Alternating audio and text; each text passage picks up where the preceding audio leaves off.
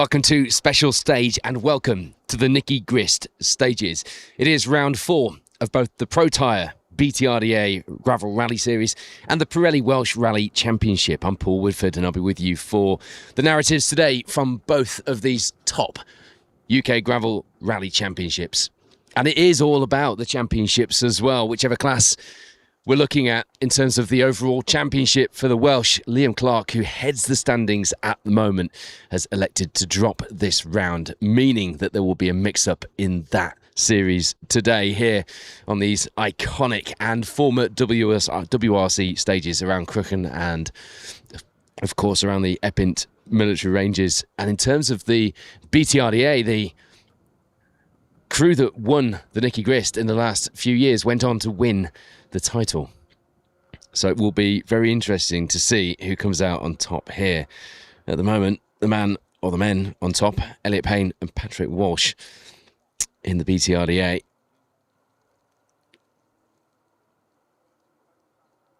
But it will be Dan O'Brien as far as the Welsh Rally Championship is concerned, looking to take advantage with Liam Clark not here, currently second in the Pirelli Welsh Rally Championship standings. You're watching stage 2, which means we already have some results to bring you from the opening stage.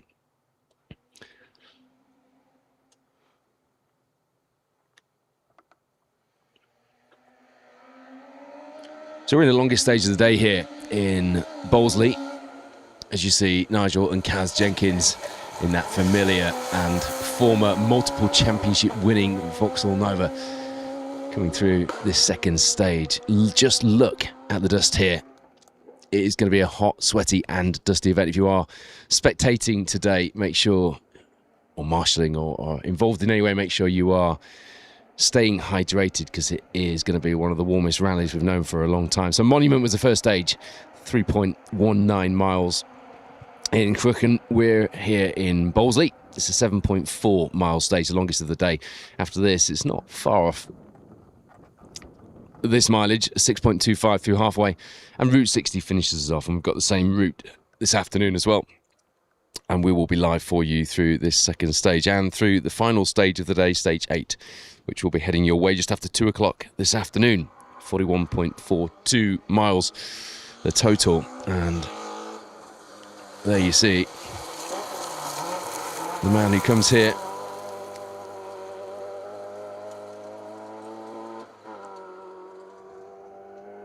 looking for a second Bronze Star title. Doesn't lead the standings. Luke Watts has that honour coming into this, what should have been the 5th round of the BTRDA series. But Dylan Fowler-Bishop, currently 11th overall in the Welsh Rally Championship and first junior. Don't forget the leading junior crew get to join M Sport, very special prize in October for WRC Italy as a weather crew, going out ahead of the competing crews for M Sport as part of the team. What an experience that will be. Dylan Fowler-Bishop currently in the leading position for that one. It was Dylan Fowler-Bishop with Emma Clark alongside this weekend, with a 3:54 leading the way in the 1400s through the opening stage Monument. Dale Glover, David Smalley in the Alfa Romeo Alfa Sud. Amazing car to see out in the Bronze Star. We're very lucky to have that here in the 1400s. As you see, Ed James with Kevin Lane alongside. They were third fastest through the opening stage. It was a 4 minutes for Dale Glover, 4 minutes 2 seconds for Ed James. And Luke Watts, our current leader in the BTRDA Bronze Star, was 4th fastest through the opening stage. Nigel and Kaz Jenkins had a bit of a stinker through there. Luke, second junior in the Welsh Championship as well. Nigel and Kaz, 7th fastest through that opening stage, so something not right there. We've got an all-star entry for you today. John Buffon, multiple, in fact the most successful American national rally driver, is joining us as a co-driver. More on that in a short while, as you see Luke Watts. Matt Rogers alongside. Didn't do the Nicky Grist last season. The 1400s were actually won by the man that went on to take the title in the BTRDA Bronze Star, Dylan Fowler Bishop, who currently leads the way here as well. But yeah, John Buffum joining us as a co-driver, which is both random and excellent at the same time. James Blakemore will be driving him around in car 49. Look out for that in the main field, which joins us after the 1400s and the H1 Historics that you're seeing ahead of the field right now. Just taking advantage of the slightly smoother conditions before the ruts set in. We've had a bit of a bad run of it with stage conditions lately, haven't we? But the stages here look like they're in absolute tip-top condition, as you can see, which is relief, isn't it, for the drivers and for us as well, actually. And there is that Alpha Sud, which, as I've mentioned a few times, has it's become a 1400 winner, hasn't it, latterly? But it struggled for reliability early on, but fair play. Dale Glover, David Smalley, who come here 6th in the BTRDA Bronze Star, didn't do the Nicky Grist last year, have persevered with that little Alfa Romeo. 1.4 Alpha, and they've got it reliable. Most people would have given up because it was a painful start for them, that is for certain. We've also got on the entry Marion Evans joining us in the Pirelli Welsh Rally Championship, back in the series, taking a break from the BRC to come here after coming runner-up on last year's rally, with Dale Furness alongside, hoping he can make it number one here today. But he will have the cream of the crop in both the Protyre BTRDA Rally Series and the Pirelli Welsh Rally Championship to hunt him down. And they will be hoping to come out fighting, never mind hunting. Matthew Hurst, Elliot Payne, Dan Sigalison, James Wilson, Russ Thompson, Trevor Gamble, Dan Hines, Dan O'Brien, Rob Morris. They'll all be looking to chase down that Castrol liveried Rally 2 Yaris. Talking of Rally 2 Yaris's, how good has it been to see James Williams back in a rally car at Goodwood this weekend, if you've been following the coverage there. Fair play, James. And as you've said yourself, the big man will be watching on, very proud to see you back in a car in Ian Bainbridge's glorious Rally 2 Yaris, no less. Stuart Spire there, Peter Williams alongside in the little 1.4 Corsa. We don't see enough Corsas in rallying anymore. There's a few wide arch and kit car Corsas doing around still, which is always nice to see, but yeah, more unarched Corsas, please.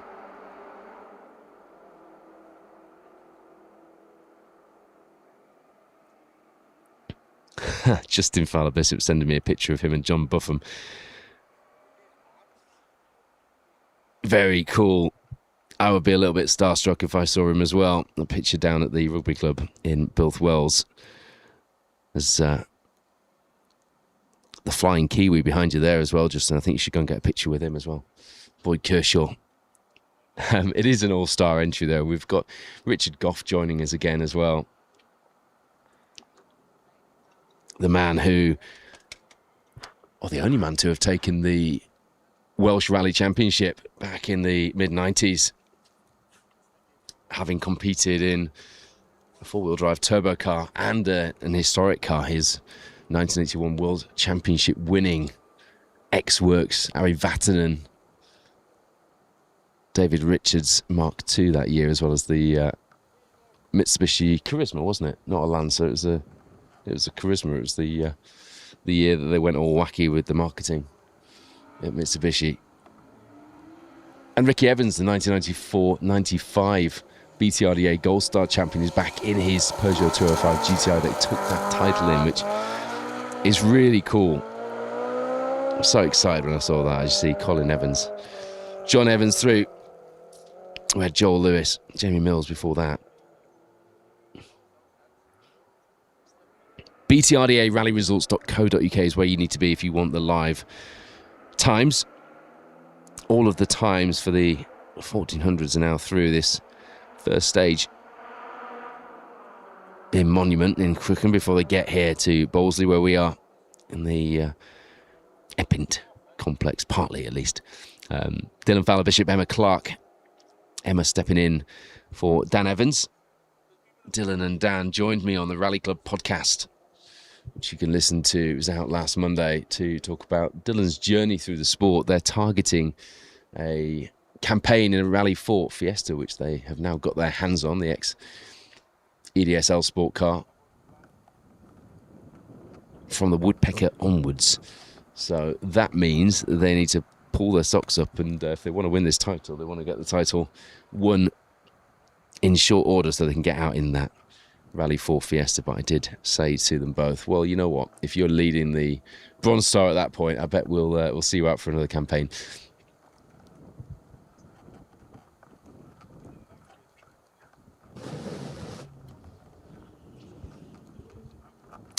Hello, if you're just joining us, do let us know where you're watching from. I will join you on the live stream in a little bit. I'm Paul Woodford. We're bringing you live coverage from the Nicky Grist stages, round 4 of both the Protyre BTRDA Rally Series and the Pirelli Welsh Rally Championship, where we have various titles raging.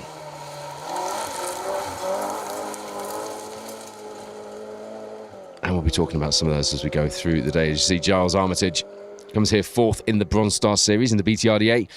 Didn't finish the Nicky Grist last year with Josh Rhodes alongside in that little 205 GTI.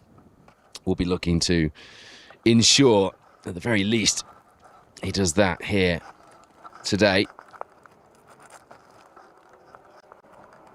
But we're going to be live with you through this second stage through Bowlsley here, and also in stage 8, the final stage of the day through Route 60, just after 2 o'clock this afternoon. If you do want to join the crews back at the finish, if you want to get a fan photo like Justin Fowler Bishop, the one he just sent me, with John Buffum or Ricky Evans or Richard Goff or any of the all-star cast, I suppose you could call it, that we have joining us here on these Mid-Wales stages, then you need to be down in Both Wells at the rugby club in town just after 3 o'clock. And it's always a great atmosphere. We have the lovely River Wye background for the podium celebrations. We are in the final stage, so we will not be getting to the finish celebrations, unfortunately. But always nice when we do manage it. I drove through Bilth last night on my way to my hotel, and it was absolutely rammed. The place was buzzing. It was great to see. That's what a rally can do for the town. And indeed, every hotel was booked up within a 20-mile radius. I know that because I was trying to book a hotel recently.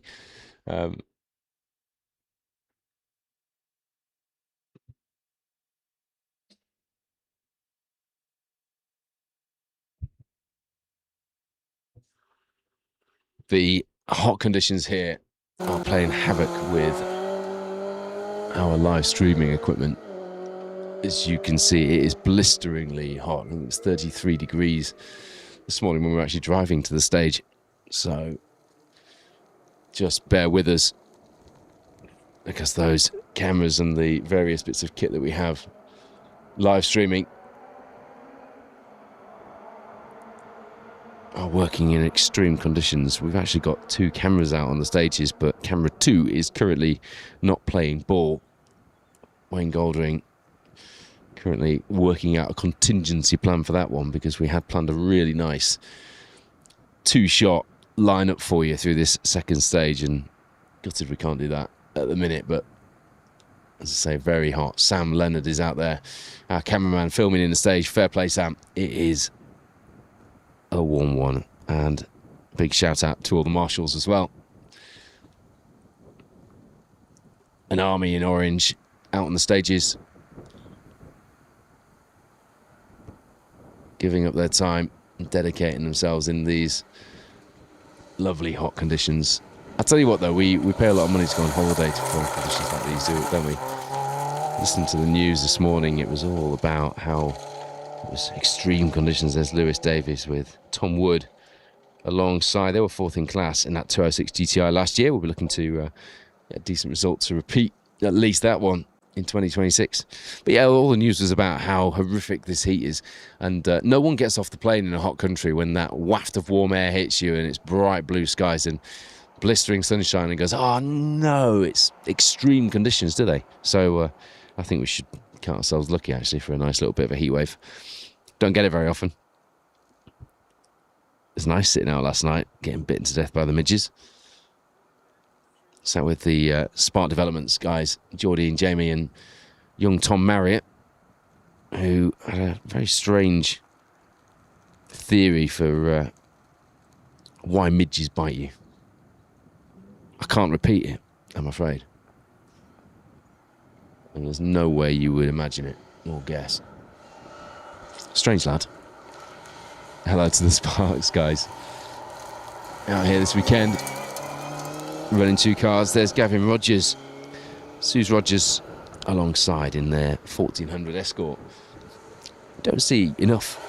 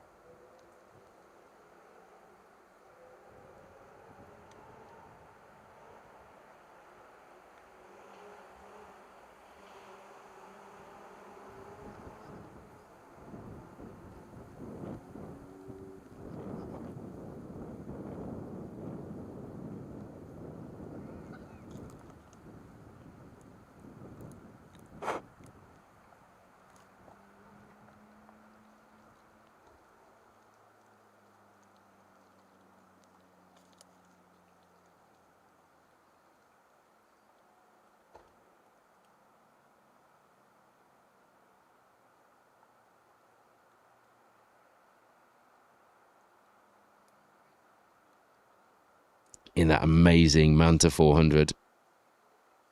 Lewis Hooper, having won his class and the R2 Rally Cup in 2025, comes here to co-drive for his old man this year. And that'll be some ride in the dust in that Manta. Looking forward to seeing that through.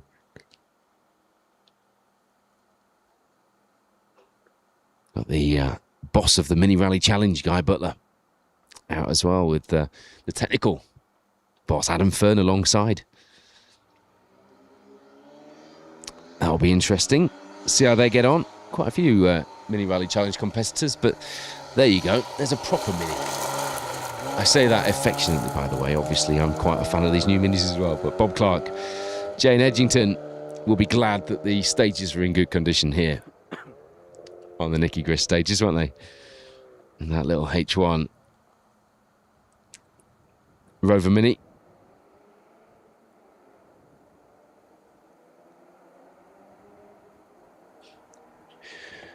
Fair play to producer Wayne, who is heading off down the stage to fix our second camera. It's amazing, you know, over the years we've seen all sorts of conditions, extreme conditions on both ends of the scale, and the camera gear and the live stream equipment just puts a shift in, and you get used to it just working, and then you get a day like today, and even from the off you could tell that things were starting to overheat. And you realise that we're only as good as the little electrical gubbins inside those bits of kit. BTRDA rallyresults.co.uk then is where you need to be to get your live times. We have got the first few times coming through from Monument in Crookham before this second stage where we are here.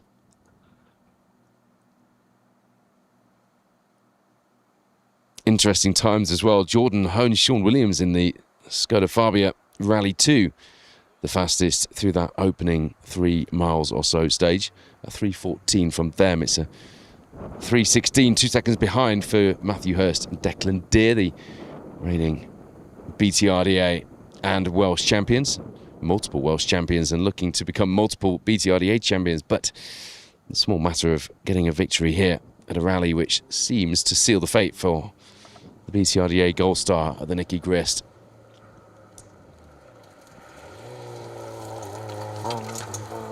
Doesn't that micro kit car look amazing in Saab 96 green? Paul Gurney, Elwin Manuel alongside in the little 1275cc micro kit car. Looks spot on, that. Myron Evans, Dale Furness, third fastest through the opening stage, 2 seconds behind Hurst and Deere. Behind them, the BTRDA Gold Star leaders, Elliot Payne, Patrick Walsh, another 2 seconds behind. And just 1 second behind on an equal time to the car behind, James Wilson, Paul Mulholland in the Fabia. And they're equal with Niall Devine and John McKay in the Polo R5. Dan Sigurdsson, Asta Sigurdottir took a podium last time out on the Plains Rally. They're on an equal time. No, they're not. Forgive me, they are 3 seconds behind. And what I've been trying to get to, and it hasn't really worked for me so far, is getting you the live times from this stage, Bolesley. Right, Dylan Fowler-Bishop, here we go. Emma Clark were fastest through this stage as well. 2 fastest times to start the day. But now the overall time's not making a whole lot of sense to me unless... so the time that we had through... Remember I told you that Nige and Kaz Jenkins were 7th fastest when I was looking at it. It must have had a problem. It didn't look like they had a problem coming past us in that Green Nova, did they? And indeed, that time has been corrected. They were fastest of the 1400s by 3 seconds coming through that opening stage. That's good. We want them in the fight. We need them in a hunt for that title race because it was one of the most exciting 1400 title races last year, with the Jenkins going up against Dylan Fowler-Bishop and Dan Evans. Nova versus Micra in the 1400s. So, although Dylan Fowler-Bishop, Emma Clark take the fastest time through this Bolesley stage, less than 2 seconds the advantage to Nige and Kaz Jenkins, with Luke Watts, Matt Rogers, the current Bronze Star 1400 championship leaders, in third place. That means that Nige and Kaz Jenkins lead overall in the 1400s from Dylan Fowler-Bishop, Emma Clark. 1.3 seconds the gap after 2 stages. Ed James, Kevin Lane having a good day so far in the micro kit car. One of a number of EJM prep cars out this weekend on the Nicky Grist stages. Third place at the moment with our Bronze Star championship leader Luke Watts. Matt Rogers behind in 4th overall in the MG ZR. We await our main cruise, and we do have a second camera for you, which is very exciting because we put a lot of prep into making sure we had a double camera lineup for you. And we'll see how long it lasts in the heat. Was it overheating, Wayne? And are you overheating now, having run down the stage? He's now regretting his life decisions at not breaking off that little bit of plant on the left-hand side that you can see on your screen. So we're just awaiting the crews from the main field who are into this stage now. So Myron Evans, Dale Furness, car number 1, will be with us very shortly. Second overall on last year's Nicky Grist. The man who won here went on to win the BTRDA Gold Star.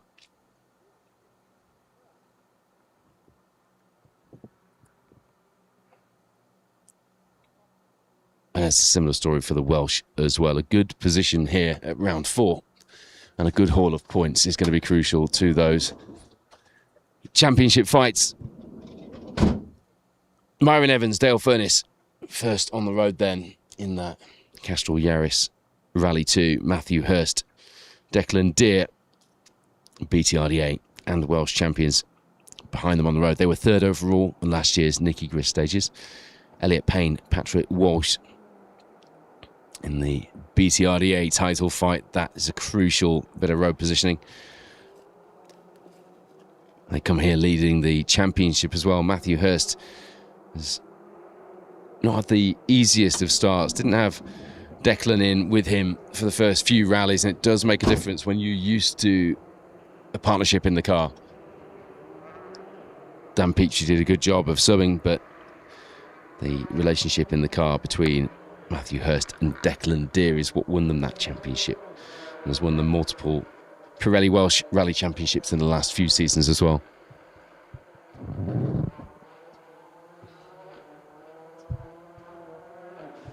There you can see our intrepid adventurer, producer Wayne Goldring, has done another sprint up the stage to remove the plant on the left-hand side of your screen, because that would have been bugging him all morning. Not far off getting that Rally 2 Yaris through.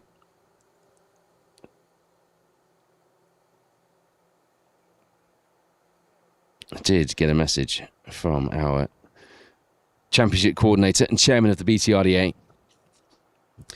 Neil Cross, who is mixing hats today here on his rally, the Nicky Grist, and he's just asked me to remind you that we had some spectator issues in the first stage. We need to remind everybody, please, to stay out of prohibited areas. That's really important. Do your bit for the sport, just like Myron Evans and Dale Furness are doing their bit for the sport there in that Yaris, kicking up the dust, and look how much dust there is.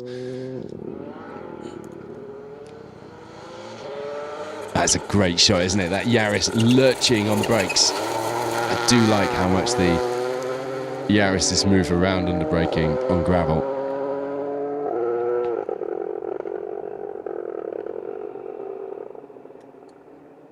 First time back in the Pirelli Welsh Rally Championship for some time for Myron Evans, and we are delighted to have him. So we'll be scoring Welsh Championship points today. And a good benchmark as well for our leading Welsh and BTRDA crews. Although I say that, Matthew Hurst, Declan Deere stole a march on the BRC driver through this first stage. Mind you, I suppose you could call Matthew Hurst, Declan Deere a BRC crew as well. But it's Jordan Hone, Sean Williams in the Fabia Rally 2, leading the way on the overall rally. 8th on the road. Didn't do the rally last year. And a bit of a surprise. And I quite like surprises like that, when a new challenger comes out of the blocks and is fighting for rally wins. Just needs to get some Protyre and Pirelli stickers on that car and register for the championships, and then we could have a real mix-up, couldn't we? Another rally leading crew on these gravel events.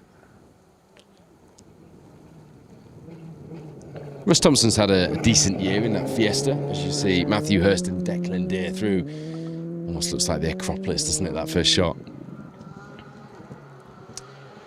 Yeah, just reshelling that Class 2 Evo, that familiar Evo, into a Fiesta shell.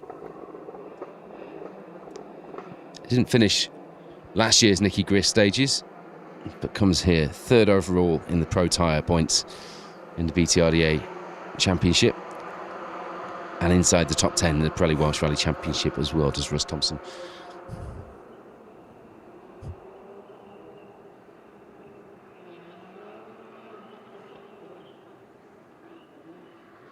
Matthew Hurst, Declan Deere were flying there. We're 2/3 of the way through this stage, so we should have the first times through, he says, checking the results any minute. Nice compact route, so we should start to see times for the next stage through shortly as well. The halfway stage, 6.25 miles, following this 7.4 mile stage. 41.42 miles the total today, including the road mileage. Sorry, that is a 90-mile day in extremely hot conditions for our crews.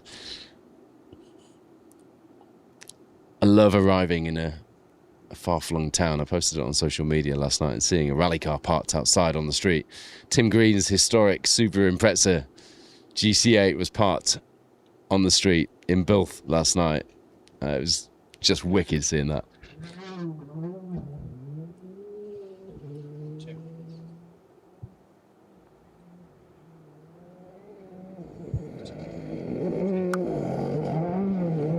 Elliot Payne, Patrick Walsh, and an absolute flyer in that Hooch liveried Rally 2 Fiesta.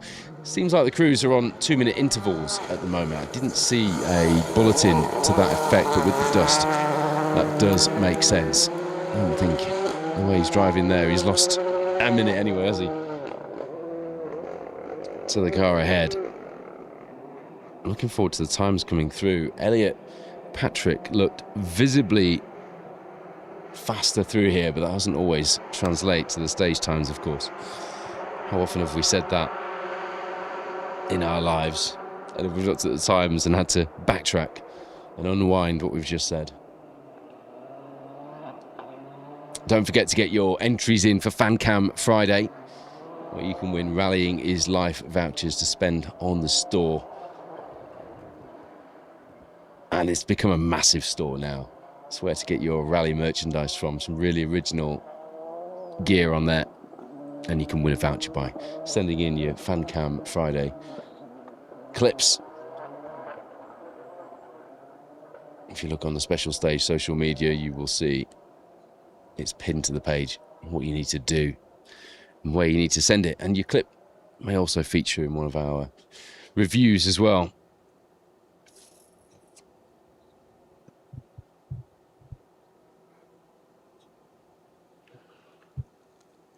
Still no times through for our leading four-wheel drive crews in this second stage. As soon as we get those through, I will let you know. They have cleared the stage.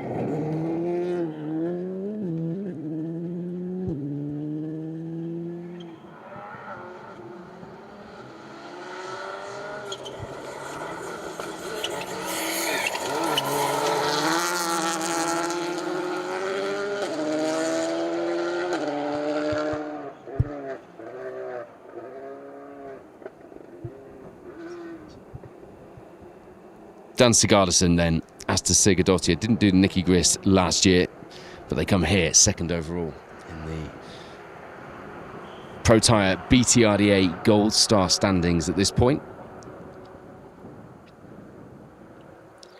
Interestingly, not all of the Welsh Championship contenders here. I was talking about this earlier, so there will be a mix-up today because Liam Clark, who leads the standings coming into this fourth round, has opted to miss this one. Now, I do hope that that's not related to Benedict, his old man, but we are thinking of you and the family. Suffering some ill health at the moment. I know that was hitting Liam pretty hard.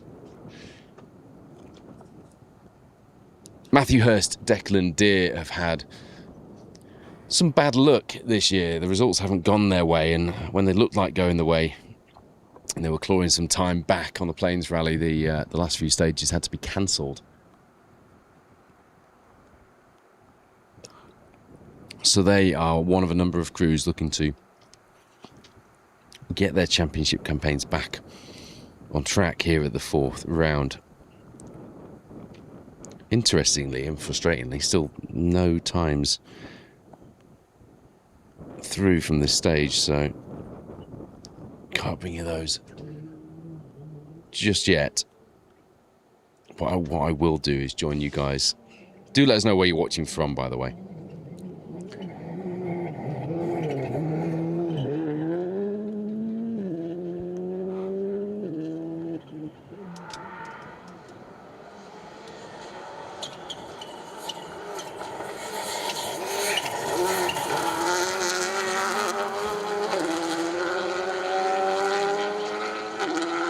James Wilson, Paul Mulholland alongside in the Skoda Fabia, which is very much the car to have right now, isn't it?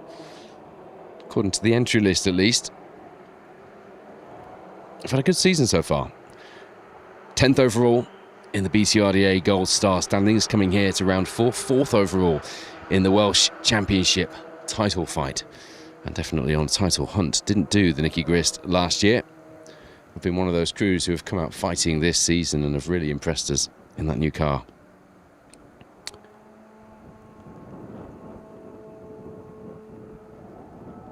Keep your eye on the Restruct Junior Championship in the Welsh as well. Dylan Fowler-Bishop currently heading that up. Don't forget the crew that come out on top will go to WRC Italy with M Sport to be a gravel or weather crew, I think it is, isn't it, in October. Fantastic prize for them. Hello to Luke Penny, to Chris Howells, who's wishing good luck to the Carmarthen Motor Club members. He's marshalling on stage 3 and 7 at halfway. Fair play, Chris. Stay hydrated. Look after yourself in these lovely hot conditions. Rob Johnson joining us as well, watching from the pool in sunny Cronton.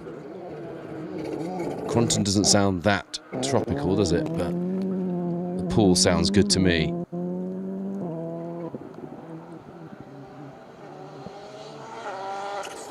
The second camera out there really starting to struggle, isn't it? And there is a man who will be hoping to mix things up today, Niall Devine, in that Polo R5. John McCav alongside. John McKay alongside, sorry. John McCav. And your rally leader, after the first stage at least, Jordan Hone, up next. A surprise lead straight out of the blocks. Chris Hush saying well done to Wayne Goldring. Dave Price watching from Western Australia. Nice. That puts the mileage counter up for us, doesn't it? Marty Booth watching from the Isle of Man. I bet it is glorious over there in these sunny conditions, isn't it? Debbie Thompson, hello to you. Watching for John Greaves, Russell Thompson in car 100. Watching from the kitchen table. And definitely not looking forward to the race suit coming home later. No, that is going to be one sticky, hot, dusty mess, isn't it? Gary Bollins wishing all the crews luck today in the heat. Had to withdraw his entry yesterday, just before scrutineering. Any reason for us there, Gary? What happened there? Hope everything's okay. Watching from the comfort of his cool front room.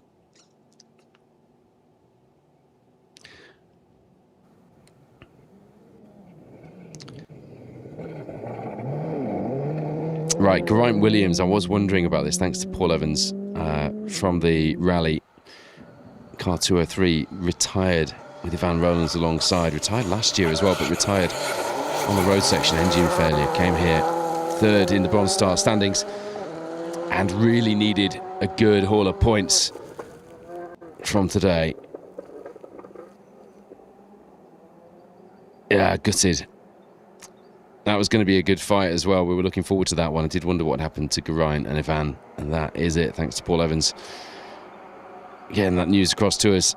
Engine failure on the first stage of the day. Pulled over at the side of the road. Crew okay, obviously. Kevin Jeffrey watching on the ferry, coming back from the Isle of Man. Isn't it the Isle of Man Tour, Classic Tour this weekend, or is that next weekend? I think it's next weekend, isn't it? That'll be absolutely fantastic. The Tour of Man, I think it's called, isn't it? Good luck if you're doing that. I wish I was doing it.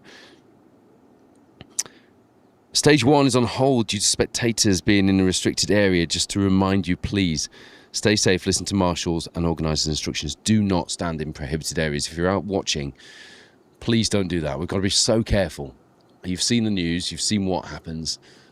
We don't want any of that, so just spectate safely. And there's a reason that areas are prohibited.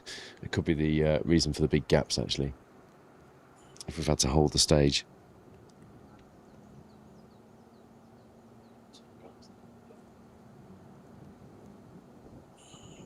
Question is, why haven't we got our times through? We've got times through for stage 3 from halfway. It's another fastest time for Dylan Fowler-Bishop and Emma Clark in the Little Micra. And it's a fast time, that 7:33.3 compared to Nige Jenkins, Kaz Jenkins, who did a 7:38.9.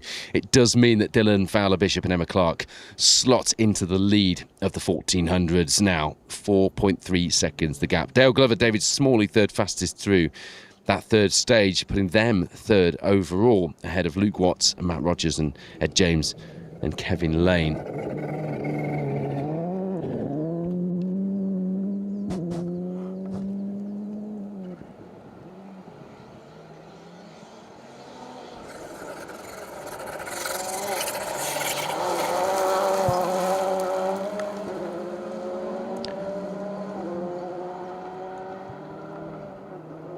That's Joseph Burke, Rodri Evans. I'd love to tell you how they did on stage 1, but that's not coming up either.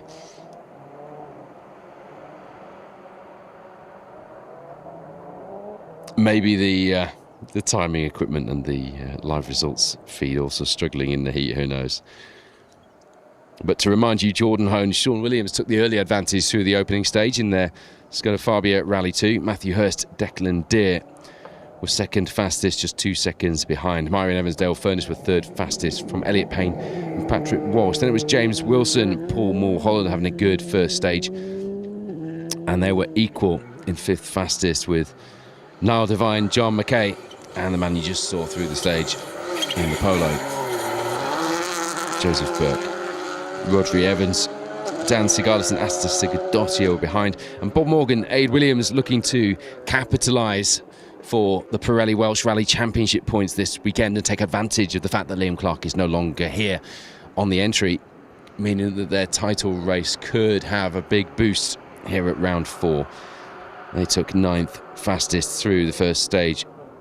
Dan Hines, Michael Gilby behind in the S2000 Turbo Fiesta on an equal 10th fastest time with Dan O'Brien and Liam Regan. Dan, the man, coming here second in the Pirelli Welsh Rally Championship standings and looking to, again, like Bob Morgan, take advantage while the cat's away and have a play and take points towards that overall title fight for the Welsh Championship. I mentioned Richard Goff earlier. He is a legendary driver in these parts. He's been part of some of the most exciting battles in the Welsh Rally Championship, and we caught up with Richard for a chat on our special Rally Stories features, which you can find at specialstage.tv. And he has some wonderful stories and memories of these events over the years, not least doing them in what would have been a current car when he first started, the one of the 4 David Sutton prepared Rothmans X-Works championship winning Escorts, which is now back in its Rothmans livery. And we actually did the feature outside of his lockup on his farm with the car out in the sunshine. Do check it out. Phil Collins and Mike Broad, another 2 of the legendary drivers and co-drivers who join us for that series at specialstage.tv. And there's a whole load of rally content and rally videos on there as well. If you've got something on, you just want a lot of rally coverage on in the background as your acoustic wallpaper, then specialstage.tv has everything you could possibly need. But do check out that Richard Goff feature. We've got a bit of a break in the action due to those issues in the opening stage. Please don't be the reason that we have to have a delay or worse, a cancellation. No one wants that. And the organisers, along with the marshals and everybody else, work really hard to make sure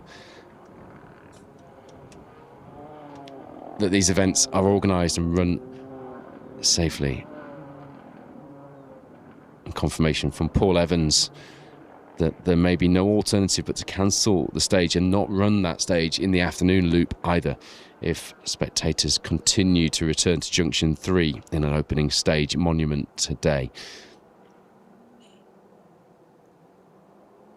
Yeah, I was just talking about Richard Goff, and he's currently being run by Phil Mills, the 2003 World Rally Champion, of course, in the service area, who is the man behind Viking Motorsport. And funnily enough, there's a bit of a link all round here, because when David Richards managed to acquire the car that won the Acropolis in '81 that took he and Harry Vatanen to the World Championship that year, battling the Lotus Sunbeams to take the overall team's prize, even though Ford had pulled out. So it was a David Sutton-led Ford team with the Rothmans cars that year. It wasn't a full works team. Borum were instead concentrating on developing the Mark III Escort, having launched that as a road car Ford in that year. It was Phil Mills who firstly found car number one. There were 4 cars that year. One got written off. The second one is at Bewley in the National Motor Museum, and then the other 2 are in private hands. One is with Richard Goff, as I just mentioned, and the second one is at Protyre. And it has been restored to perfection by Phil Mills, who, the world champion co-driver, who is running Richard Goff today in his new Viking Motorsport Escort, also running Rob Goff as well, for that matter. 79 years old, Richard. But I love the story of how Phil rebuilt that Rothmans Escort to the point where Dave Richards actually rang him up. And Dave told me this story actually when I was privileged enough to have breakfast with him at the RAC Club. It might be when I was at Protyre actually. I remember listening to him tell me the story that he thought it was taking too long. And it turned out that Phil was trying to source the original rivets for the fuel tank, as you see down the high ends there. Michael Gilby alongside. He's a man who has really started to impress us. It won't be long before he's fighting for overall titles. I don't think. His old man Neil took the production British Championship in an Escort Cosworth in the mid-90s as well. They run ATM Sport between them and developed those S2000T cars that you see. But yeah, Phil was that meticulous about restoring the Rothmans car for Dave Richards that there was a big delay, and Dave rang him up and he said, well, I'm just waiting for these rivets.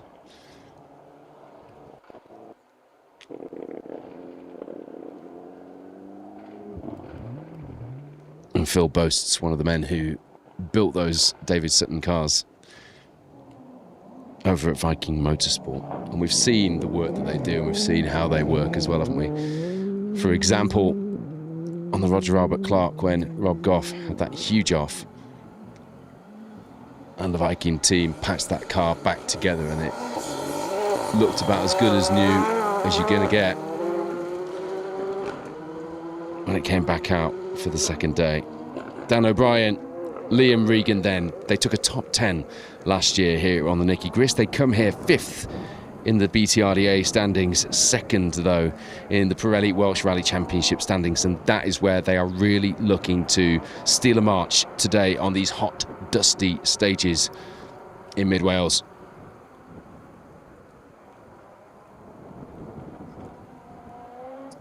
Still waiting to bring you the times for the four-wheel drives through this second stage. We're still not getting them.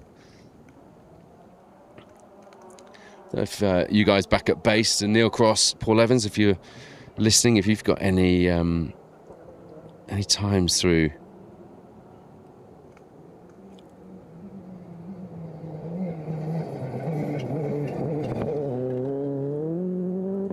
I'll refresh it all and see what happens, shall I? I work in IT, that's what we do more often than not. No, still no times through, so in the dark a little bit there, but as soon as we've got them I will let you know. Rob Morris, Dan James, getting up to speed now, aren't they?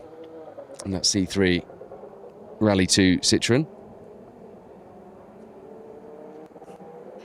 Didn't finish the Nicky Grist stages last year, but it's a new car and a new resolve in 2026, and has been, as I say, getting up to speed, getting used to that new car.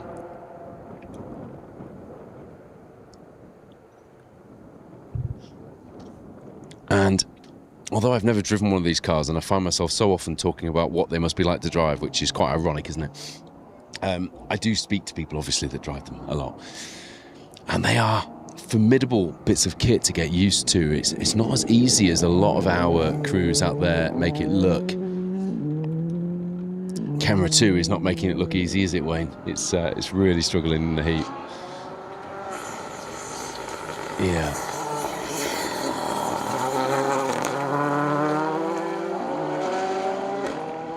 Gary Reedy, Michael Breen alongside.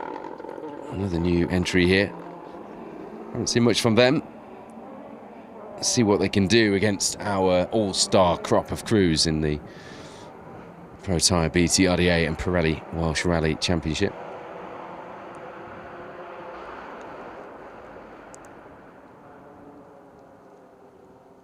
Another pair who've been getting used to their new car, maybe not so new now, and it's had a few battle scars to make it a bit second-hand, hasn't it, from time to time. Pete Gorst and Mark Twynham, they come here in their Mitsubishi Evo 9, 7th overall in the BTRDA standings.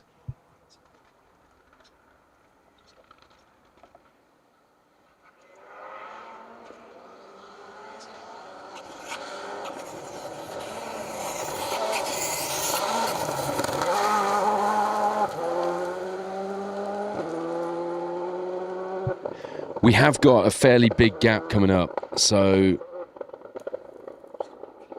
we'll stay with you, and we'll keep bringing you the action from this second stage of the Nicky Grist stages, but we might go to an ad break in a short while, while we A, find out what's happening with the results, and B, try and figure out what's happening with the timings as well. Right, I have got times through from this second stage. It was a fastest stage time from Matthew Hurst and Declan Deer in the Fabia Rally 2. Fastest by just under 2 seconds from Myron Evans and Dale Furness.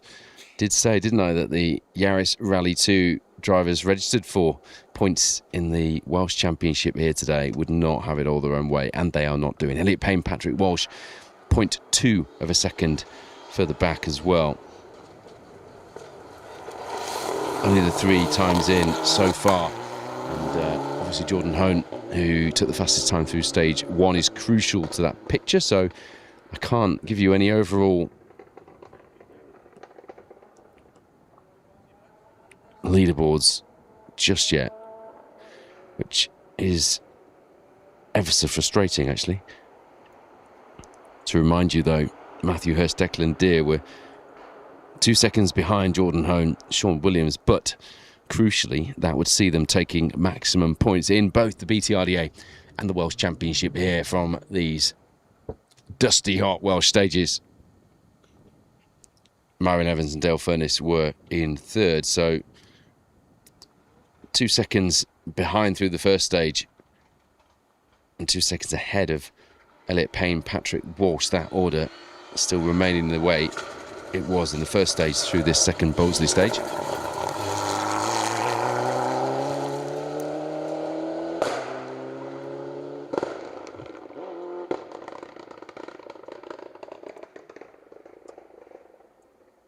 There's a man who needs no introduction in these parts, Nick Elsmore.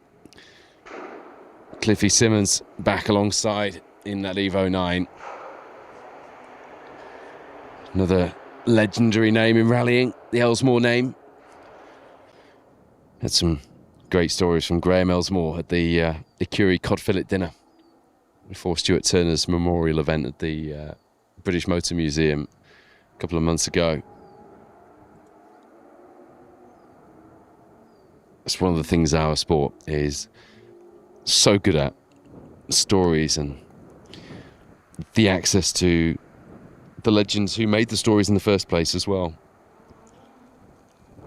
We should definitely count ourselves lucky for that. Tell you what, the live results are really struggling today. Wow, okay. Jordan Hone is on an absolute charge at the moment. fastest through this second stage, and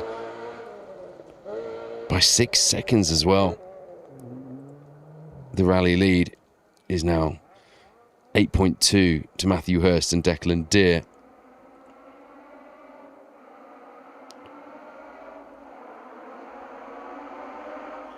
Wow.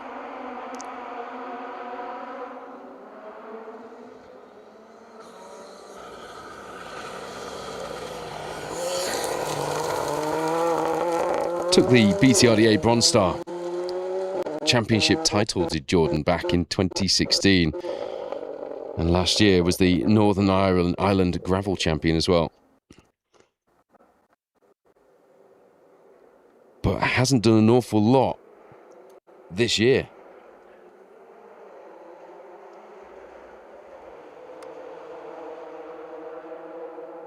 Took a second overall and a third overall, respectively, on 2 Irish events, the Moonraker Forestry Rally and the Yeats Ridge Forestry Rally this year, before coming here to the Nicky Grist stages. Had a busier season in 2025, but not by a huge margin, but did take that Northern Irish gravel title. But from winning the Bronze Star title in 2016 in that Proton Satria to leading convincingly the Nicky Grist stages in 2026, 10 years later, that is some journey, isn't it?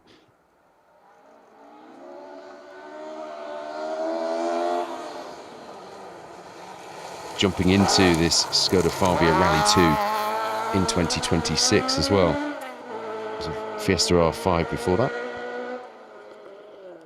Paul Barrett, Gordon Noble, meanwhile, one of a number of historic crews joining us.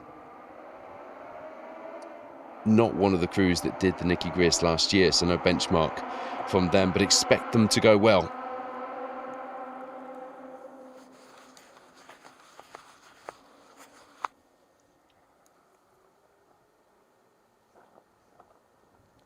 Oshan Price was the fastest historic crew on his build-up to the Roger Albert Clark, of course, last year did this event. He's not here, but Rob Goff, who was second in the historics at Nicky Grist in 2025, is, and we'll see from him very shortly in that Viking Motorsport Escort. Ben Friend was third in the historics in 2025. He's back here to try and go one, if not two better as well. The former British Historic Rally Champion joining us here in the BTRDA Historic Cup and the historic class of the Pirelli Welsh Rally Championship.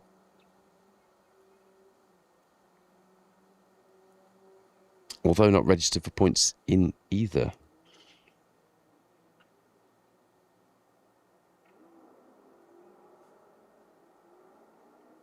We'll come to the Silver Star battle, but it's an interesting one. Steve Corky Ward in the historic Escort with John Millington alongside another legend, by the way. I missed him when I was talking about legends earlier, wasn't I?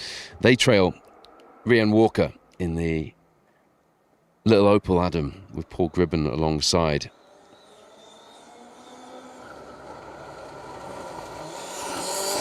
Where else in the world would you see an historic Escort driven by a pretty legendary crew battling for a title against an Opel Adam R2? Pretty cool, that, isn't it? The Silver Star, actually, in the BTRDA, probably the closest it's been for some time.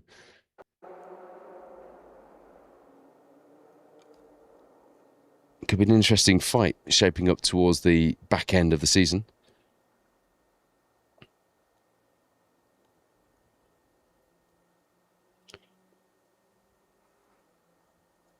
From here, the Pirelli Welsh Rally Championship goes to the Woodpecker Stages, based out of Newtown, which is where Phil Mills and Viking Motorsport are based. And that could be where we see Dylan Fowler-Bishop And Dan Evans bringing that Rally 4 Fiesta out for the first time as well, depending on how they're getting on in the 1400s at that point. From there, the championship heads to the Cambrian Rally in October. And it all finishes off in November at the Wydian Rally in the Forest of Dean, an event that in our first years of doing this, 17 years ago, by the way, used to open proceedings. Remember how cold that used to be, Wayne? We had snow, we had hail. It was a bitterly cold event. It's probably just as cold back end of the year, isn't it, in November? That will be Phil Bramhill back on the duty for the Pirelli Welsh Rally Championship by then, actually. So I won't be getting cold in the Forest of Dean in November. Phil will. And a big hello to Phil, who should be here, but it's really hot and he just couldn't be bothered. Obviously, I'm joking. He's actually hurt himself. He's on crutches, or he's just off the crutches, actually. Damaged his groin playing football in the garden with his kids, Ollie and Molly. It's a dangerous sport, this football, Phil. I mean, yeah. There's a lesson to be learnt there. Don't play football. Go rallying. That should be our new strapline, Wayne. Especially during this particular few weeks. Don't play football. Go rallying. Well, that's pretty dangerous too. Onwards, the Protyre BTRDA rally season should have been round 5 this, shouldn't it, of course, but we lost the Malcolm Wilson rally at the start of the year. From here, we go to the Track Rod Forest stages in September. My home rally based out of lovely Filey on the Yorkshire coast. Then it's the Cambrian Rally, mixing ranks back with the Pirelli Welsh Rally Championship. That will be a bumper event as well at the end of October. Actually, Phil's going to be subbing for me on that one because hopefully I will be somewhere hot and tropical. And then, I say hopefully, definitely will be. And it's the Grisdale stages for us to finish off the BTRDA Gravel Series on the 5th of December at Coniston in the Lake District. Looking forward to that. That was a good title showdown, wasn't it? Particularly the Bronze Star bringing us the excitement towards the back end of the season. The battle between Nigel and Kaz Jenkins and Dylan Fowler-Bishop and Dan Evans in that Nova and that Micra, respectively, went down to the wire to the point where it wasn't even a tiebreak. It had to go down to a technicality in the regulations to decide you could not get, in old money, a fag paper between the two. They were so close, and it was such an exciting battle through the year. So let's have another one of those, shall we? That would be good. Another battle like that. Do like Simon Webster and Jez Rogers. Mark II, unarched, nice, simple livery, how it should be on a Mark II. Looks the part, doesn't it? Going well, too.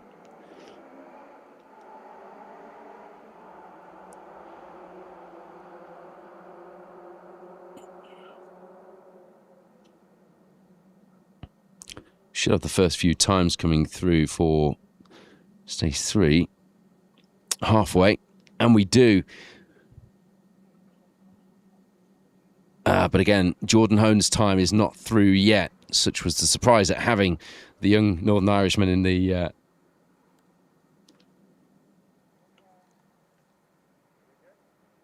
rally lead. He was seated at car 8, so almost there. Matthew Hurst, Declan Deer, though, still fastest of the rest. Stage 1 is restarting now, but please, if you're spectating, just stay in the areas that the organisers have arranged for you. It's really important. Nobody's put in prohibited areas for the fun of it.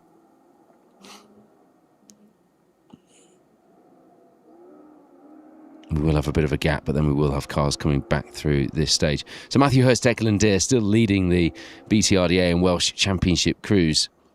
Fastest of them through the third stage, halfway. Marion Evans, Dale Furness, Elliot Payne, Patrick Walsh still second and third fastest through there, with a similar gap between the front two there, Matthew and Marion, but Elliot Payne, Patrick Walsh just dropping off slightly through stage 3. Doesn't like being in a chasing position, doesn't Elliot Payne? And that's why he is a double and a record-breaking youngest ever BTRDA Gold Star champion. Comes here leading the title charge. Did not like having to give up his title in 2025, but it was won by a blistering Matthew Hurst and Declan Deere, who since, was it 3 years ago, were with us in a B13 as it was then in Old Money Evo, gone through Fiesta R5 and on to Skoda Fabia, which has taken them to that elusive Gold Star title. Along the way, though, picking up multiple Welsh titles and still a championship they would dearly like to be fighting for in 2026. So don't count them out of that one either just yet. Has Jordan's time dropped through? Not yet.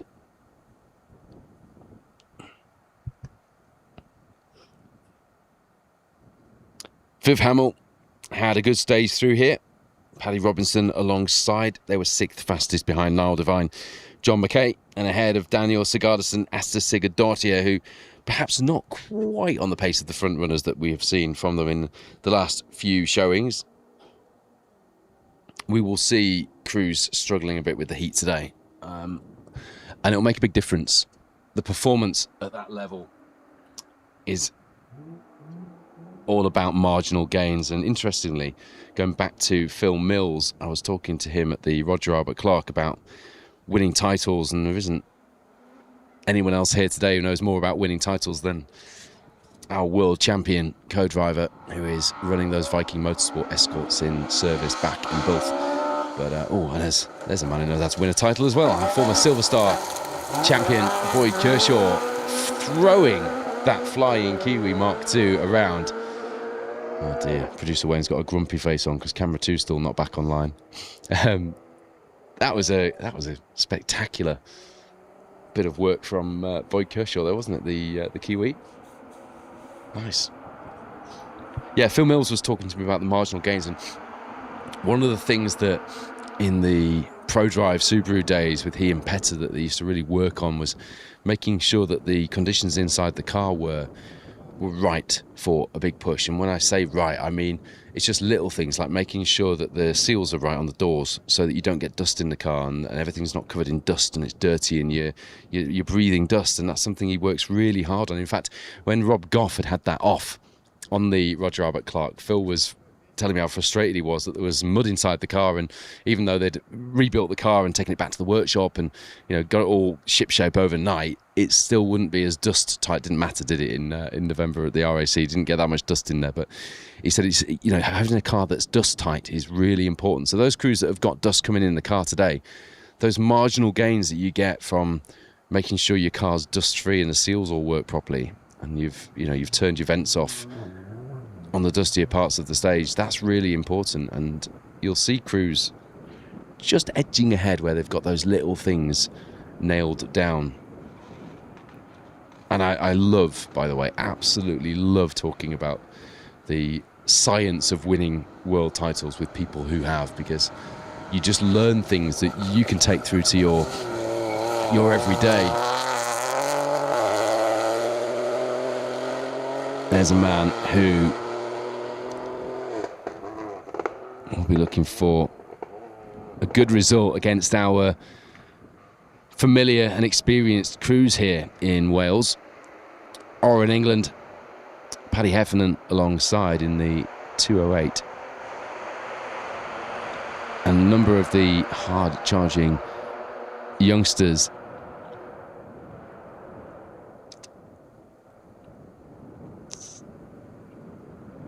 are there as a bit of a benchmark as well. You've got Luke Constantine, Ivan Devine, Riley Chester, Jack Morris in their Corsa and 208, which obviously are the same thing. Well, you might not know they're the same thing. Part of the Stellantis group, they are the same car underneath the skin. Natalie Robinson as well. And Christina Robinson in their 208. It'll be interesting to see how they get on.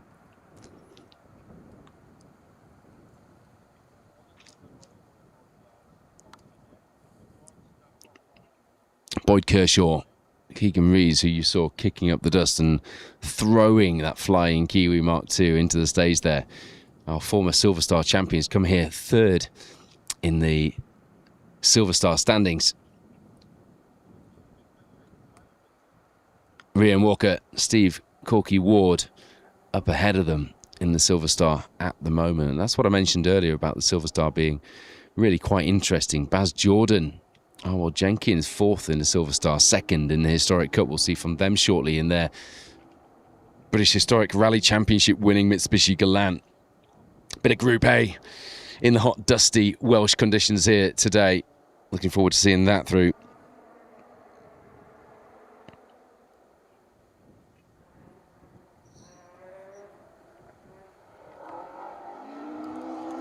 And really looking forward to seeing Ricky Evans back in action in his Gold Star, winning 94, 95, 205 GTI as well. If you know me, you know I love a story like that. There's Richard Jordan, Sam Collis alongside, the pairing back together in their car prep Mark II.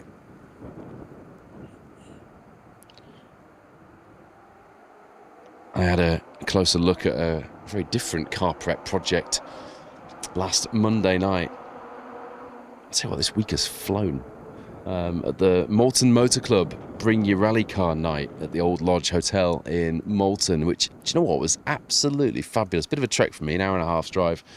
But I thought, do you know what, knackers to it. I'm going to take my little Spark Mini and I'm going to go and join in the action. I ended up parking cars, actually. Got there and Kevin Barden said, "Have you eaten, lad?" I said, "Yeah, I have. I ate on the way up." He went, "Good." Handed me a high vis and went off for tea.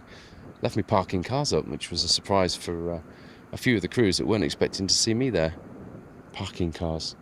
But Nick Carr from Car Prep has rebuilt Ken Sturdy's Mark II Escort RS 2000, which has a very interesting backstory. You see, it was one of the old Cheshire Constabulary police cars back in the 80s, and still got all the original paperwork, but Ken literally found it in a lot of boxes. But it was all right, the parts were all there, it's original, if not in bits, and needing a lot of love. It's had a roof, it's been pretty much rebuilt from the ground up by the expert team at Car Prep, and they've done a marvellous job of it. Really quite nice spec as well. It looks completely stock, but it's got some nice tasty performance modifications, as you might expect from a man like Ken Sturdy. But nice to see Nick Carr sort of stepping out and doing different projects, as well as the rally cars that we see from them doing the business on the rally stages. There's Rudy Lancaster, Guy Weaver, new car for them, I think, isn't it? I don't think that's the same car we've seen him in previously. I didn't get a proper look at the reg, actually, but we're certainly different colour. Should we go with that? They were 5th in the historics on last year's Nicky Grist stages. Another man who's got a heck of a history book in the sport, Rudy Lancaster. And talking of Group A, he goes right back to the Group A days and was right in the thick of it as well in the BRC in the 90s. Often crops up when I'm watching rally videos, does Rudy. And I'm like, hey, I know him. It's amazing. You can do this for as long as we have, and you still get a little starstruck by people that you watched as a kid or you've seen in the rally videos of old. If you just tuned in, you might not know that John Buffum, North America's most successful rally driver, of course, Group B Audi Quattro driver in the 80s. He joins us alongside James Blakemore, car 49. Look out for them in that Escort today. But I said to Wayne, it's such a random thing to happen. I was reading through the press release for the event last week, and I saw that he was here, and I thought, that's just so random in a brilliant way. But just wasn't a name I was expecting. In fact, I saw his name first and thought, is that the John Buffum? And a quick check confirmed that indeed it was. There's Paul Thompson, Josh Davison alongside, talking of Moulton Motor Club, local crew.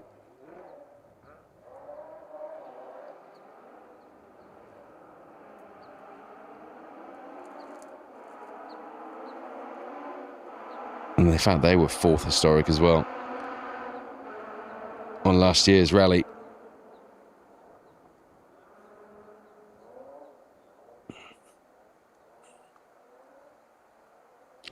Interestingly, Nick Elliott and Dave Price are in a Fiesta R5 this weekend, which wasn't on my bingo card. Switching from that Rally Sport Developments Fiat 131 Rally. I wonder what the story is there. Did you get that story, Wayne?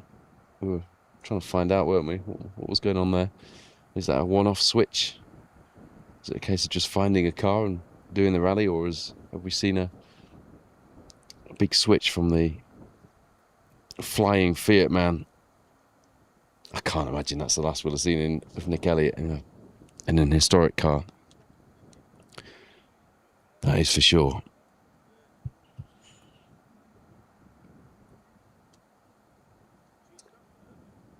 If, like me, you've got a long old drive back, I think it's 5 or so hours for me from here, this afternoon,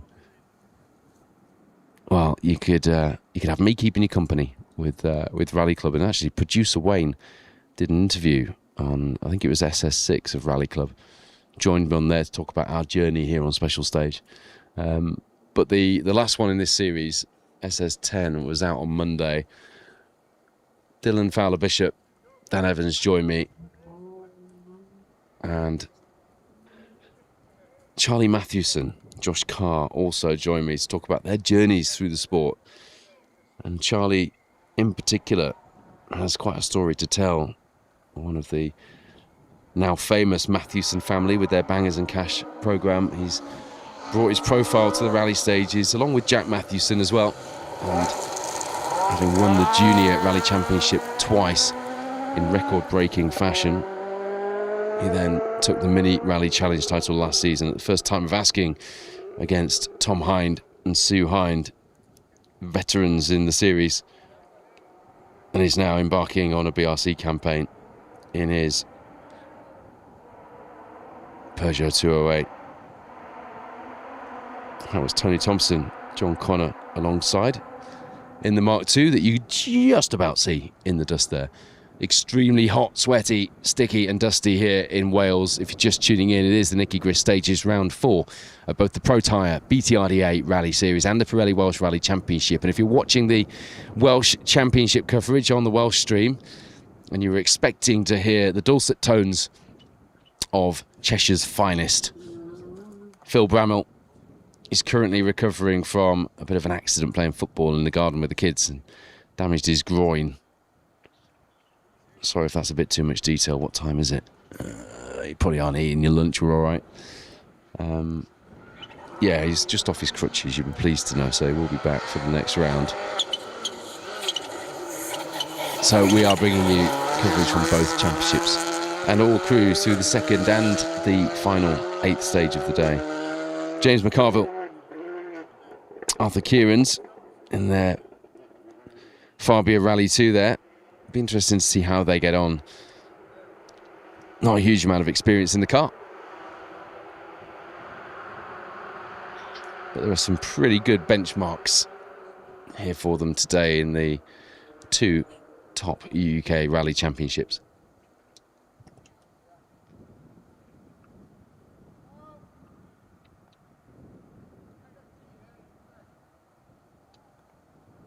Join you guys watching on YouTube, if you bear with me.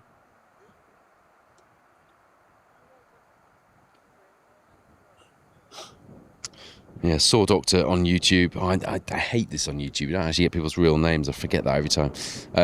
Also saying it'd be interesting to see how Nick Elliott gets on in the R5. I'll bring you some times shortly, by the way. Lisa Sanford, wishing luck to Liam Griffiths and Robbie Sanford. Car 51. Michael White watching from Somerset. Go Stuart Haskins, car 88.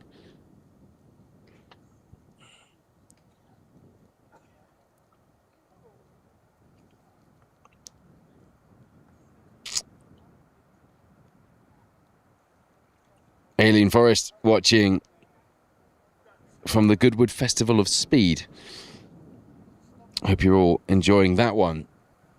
Looks like a good lineup this year. I'm not a fan of Goodwood, I'm afraid.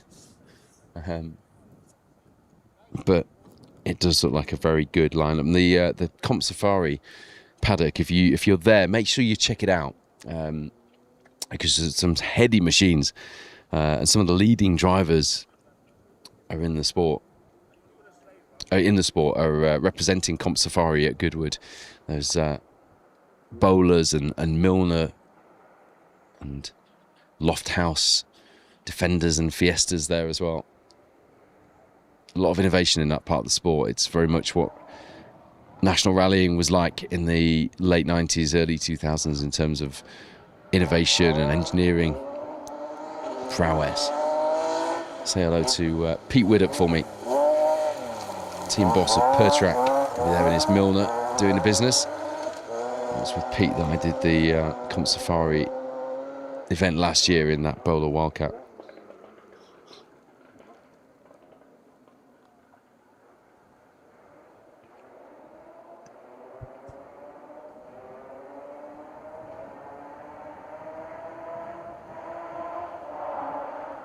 Mike Brown Jr., Nicola Brown alongside in the BMW Compact with those fairly unique boxy wide arches. It's a really interesting looking car, that, and the level of preparation up close is remarkable. I say this a lot, don't we? But it's true, and we were talking about this at the Malton Motor Club meet last week. The level of preparation now on rally cars is exquisite. You can't get away with cars that look like they've been rallying. In fact, I was talking to Bevan Blacker, who's got a really, really nice and a top spec Peugeot 106, effectively cup spec rally car. It's definitely a top 10 car in the right hands. It's for sale at the minute, and to be honest, I think it's like 7 or 8 grand he wants for it. It's ridiculous value, but it's not absolutely immaculate. It's not bad, believe you and me, but he was pointing out bits that I hadn't spotted, and he's right in what he was saying, was that, you know, people don't want a car with little tatty bits around it. Even the car that's done work on the gravel, they want a car that's absolutely split mint, and that is the expected standard these days, which is pretty mad when you think about what goes into keeping these cars in that kind of condition, given the work they do on the gravel. Dave Cramp says, it is dusty. You're right, it is. Alison Smith, will Special Stage be covering the Chris Kelly in the Isle of Man in October? Unfortunately, no, we've not been asked to do that. Aqua DTP. Love YouTube names. Anyone from Aberdare Motor Club entered. Rob Morris, number 18. There you go. Saw Doctor confirming that one as well. Paul and Liz watching from Lancaster. Stephen Hughes watching from a less glamorous, less tropical Macclesfield, but it feels pretty tropical today though. Saw Martin Andrews and Tim Curry through, by the way, the Welsh Championship pair who didn't finish last year's Nicky Grist and will be looking to get at least a finish on the books this year.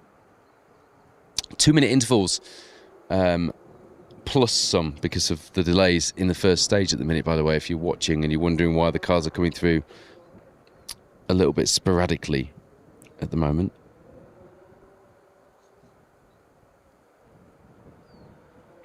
Totty Towers Rallying says, I've heard a rumour that there's even blue skies on Epint today. I can confirm such.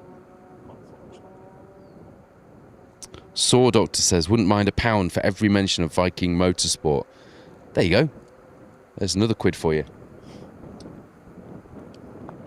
I've also mentioned Car Prep and I've mentioned Wales Motorsport. We are very lucky to have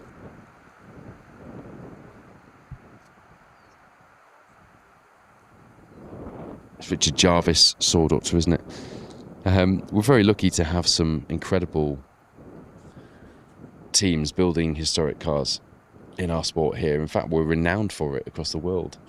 You just have to speak to the crews that travel over here to do the Roger Albert Clark. The level of preparation and the industry here in the UK is world beating. Stephen Hughes says, correct answer, Paul. To what? I don't know what I was answering. Irish Gerard says, he's currently on stage 1. The dust is insane. It is insane, isn't it? It's like watching, on days like today, and we don't have many of them, it's like watching the Acropolis. Do you know what? Do you remember 2023, I think it was, Wayne? We had a really wet year, and you had events like the Border Counties that were so wet. It was like something out of the Bible. This year we've been quite dry, haven't we, really? And you had a really wet one earlier in the year, didn't you? With what event was that you were on? Severn Valley was wet, wasn't it? I've escaped the really wet rallies so far this year. I won't do now.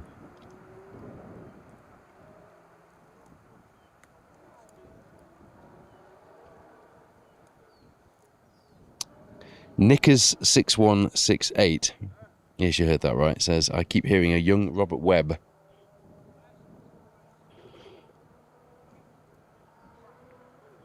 I don't know who Robert Webb is, do you? Google Robert Webb for me, producer Wayne, please. I need to get on this one. Are you Googling it? Are you Googling it? He is Robert Webb. Who's Robert Webb? Yeah, but who is he? It says comedian and actor. Wayne's just flicking pictures of it, it's him. I'm like, well, I can see that. I don't know who he is, though. Okay, from Peep Show. Don't know.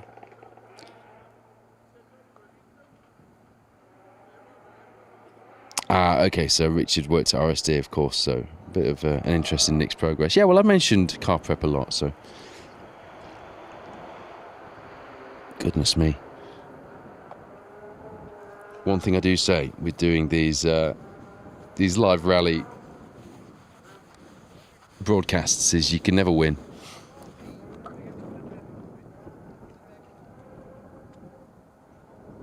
So you just don't try. You learn not to try. Did I get an update from Gary Bollins? It was a recurring heart problem, ill health. The reason he had to pull that amazing Subaru estate. They're not called estates, are they? Sport wagon. Gutted to hear that, Gary. I wish you all the best. Chris Richmond hand morning bumpers. So I did a lot less damage to Chris Richmond hands bumper than I have to Jamie McBain's, but somehow I've got myself the nickname Bumpers from Chris, and he grins every time he says it. And when I retired from the rallycross and did the walk of shame all the way back past where the spectators were at Blyton the other week, Chris was there filming, and I just, yeah, I knew he would be as well. Hello to David Bonning from DMB Graphics, watching from the rally stage at Goodwood. Hope you're having a great weekend there. Scott Morris says, Goodwood and rallying. I've had worse weekends. If you're into the World Cup, you'll have a good one tonight as well. England playing Norway, of course. We've got friends and family in Norway, so skin in the game. Be interested to see how England get on, but that is the last you're going to hear of football, because as I said to Phil Bramwell earlier, don't play football, go rallying. Mind you, Doug Riddle is watching from, I'm sorry to say, a grey, overcast and muggy Howick in the Scottish borders. There's a lovely little Italian restaurant just near the bridge in Howick that I went to on, what will it have been last year? Maybe it was the Border Counties, actually. And the owner's brilliant. He sat with me and just chatted all the way through dinner. But he's watching international rugby and rallying at the same time. I suppose, as I'm doing a rally broadcast in Wales, I should expect a little bit of rugby talk, shouldn't I? The two national sports over here.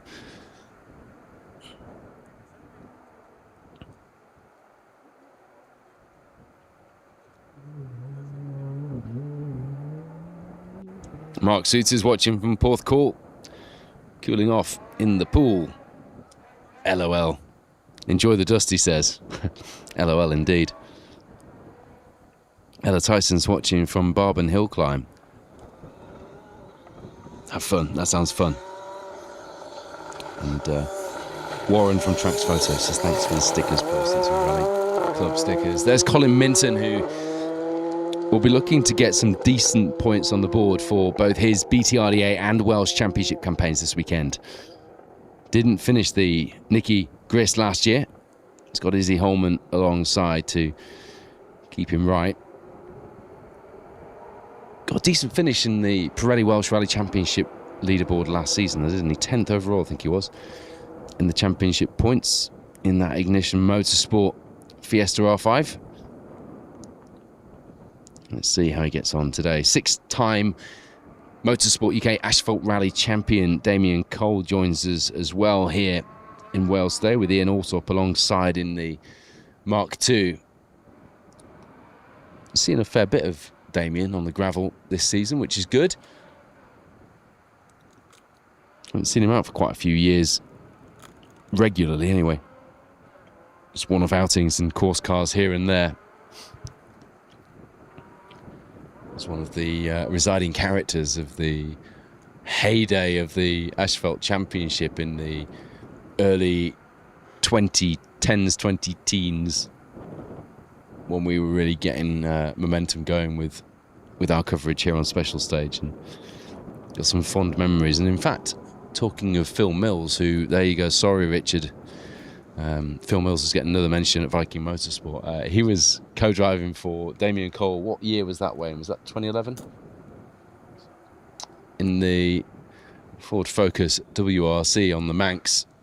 We had a lot of fun filming a special feature with those guys. And I actually went out on shakedown with Damien. God, do I miss the WRC car days. I know that not everybody was a fan of WRC cars on national rallies, but in actual fact, speak to any of the drivers, and a Rally 2 car's faster anyway now, so. But just the theatre, and the noise and the dynamics of a WRC car were just awesome. We had Dan O'Brien in a WRC Fiesta as recently as last year, didn't we, actually? But even he's gone Rally 2 these days. Car 46 is Rob Dennis. Andy Boswell alongside, battling here today in the dusty conditions for both BTRDA and Welsh Championship points. And as I mentioned earlier, with a number of notable crews throughout the categories in both championships not here, it's a good day for using that opportunity to score some points. Now, I'm going to go to the live times. I've left it enough time that hopefully we've got a fairly up-to-date set of results. We have. So, Jordan Hone, Sean Williams, who built up an 8-second or so lead after the first two stages. Well, they've been schooled a little bit by Matthew Hurst and Declan Deere, who took a fastest time through stage 3, a 6:29.1 for them. As you see, there he is, Damien Cole, kicking up the dust. Pushing on a bit there, wasn't he? Yeah, so 1.6 seconds faster through stage 3. Halfway was Matthew Hurst from Jordan Hone, the rally leader. To remind you, though, Hurst doesn't need to beat Jordan Hone. He's not registered for points. So he's currently in the leading points paying position in both the Protyre BTRDA and the Pirelli Welsh Rally Championships. Myrian Evans, Dale Furness, who came runner-up on last year's Nicky Grist stages, will be a little frustrated, I think, back in third place at the moment. And it's less than half a second slower than Jordan Hone. Sean Williams in the Fabia Rally 2 as well. Elliot Payne, Patrick Walsh, fourth quickest through there, consistently fourth fastest at the moment through this first part of the day. So what does that mean for the overall rally leaderboard? Well, at the moment, Jordan Hone, Sean Williams, the youngster who took the Bronze Star in the BTRDA 10 years ago in 2016, returns 10 years on in a Rally 2 car and leads the way. 6.6 seconds clear at the head of the field. And a surprise rally leader as well, ahead of our BTRDA and Welsh rally champions Matthew Hurst and Declan Deere in the Skoda Fabia Rally 2. Two Skodas to head the field, 6.6 seconds, as I say, the gap at the front right now going into Route 60, the 4th stage and the final stage of the loop. The stages all run in the afternoon in the same order as well, and we'll be live with you just after 2 o'clock for the Route 60 stage. Elliot Payne, Patrick Walsh, currently 4th overall.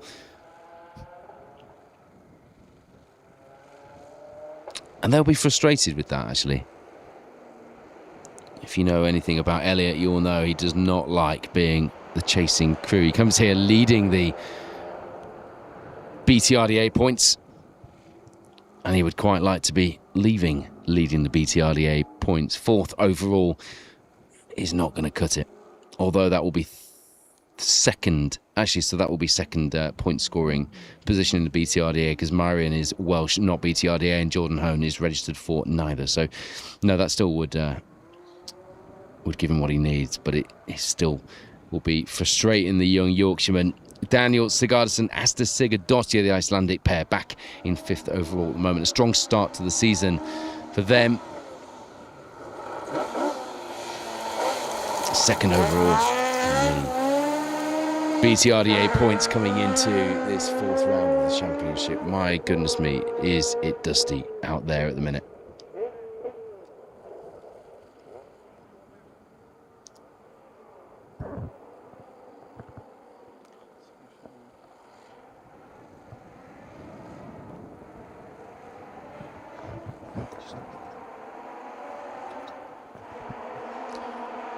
Brian Jardine, who went past with Declan Campbell while I was going through the leaderboard there, comes here in a fairly interesting position, and a position from which he, with a good haul of points, could really kind of clamber up the leaderboard as well. 4th in the Historic Cup, ahead of, or behind that charging and very varied top 3 of Rhian Walker, Steve Corky Ward, and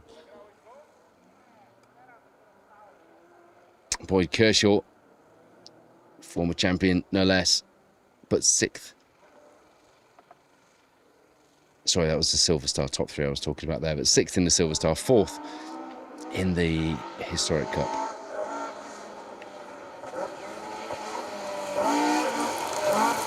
That's Jordan and Ben Jemison ahead in the Historic Cup.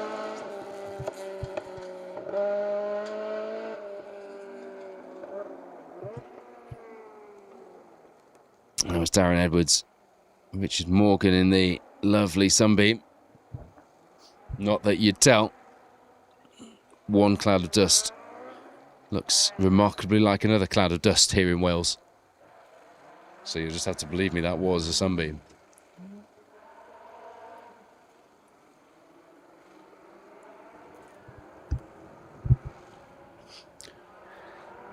Do get involved wherever you're watching, and let us know where you're watching from, what you're up to, if you're watching the World Cup tonight. I must say, I'm missing the F1 this weekend. It was a great British Grand Prix last weekend, wasn't it? Really cool, as is that Mark 1, and ever so sideways as well. Nicely done from Tom Todd. Dan Moorfield alongside in the Welsh Championship registered Mark 1, with its very interesting looking front spoiler. Is that an RS2000 front spoiler on the front? And those forest arches, it makes an interesting profile, doesn't it? Dan Moorfield hops in all sorts of cars. Seen him in Clan Crusaders, there's your first Clan Crusader mention, Wayne, in Darians and Escorts. And there's a man who, well, he knows these stages like they could indeed be his back garden. Wug Utting, Nick Starkey alongside a veteran and a popular member of the Welsh Championship contingent. And we talk about characters that don't come much bigger than Wug Utting in rallying. Comes here 6th overall in the Pirelli Welsh Rally Championship standings, and he was 6th in Class 2 on last year's Nicky Grist stages as well. So look for a strong showing from the Subaru driver. There's Liam Griffiths. Robbie Sanford alongside Lisa Sanford will be pleased. There's her son, a co-driver who we talked about the M Sport prize. He's done a bit of work with M Sport as well as Robbie, one of the Motorsport UK Academy co-drivers as well. And a nice lad, as well as being a very talented co-driver.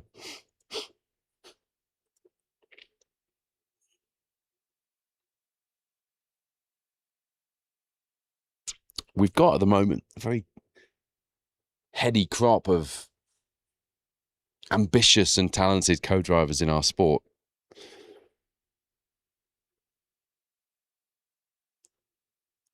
I think that's probably better than it's been for some time, actually. And I was talking to Nicky Grist about this at the, goodness me, it seems a long time ago now, the HRCR Open Day, about just how much ambition there is in co-drivers. I think the Motorsport UK Academy has some part to play in that, because all of a sudden we're not just talking about drivers.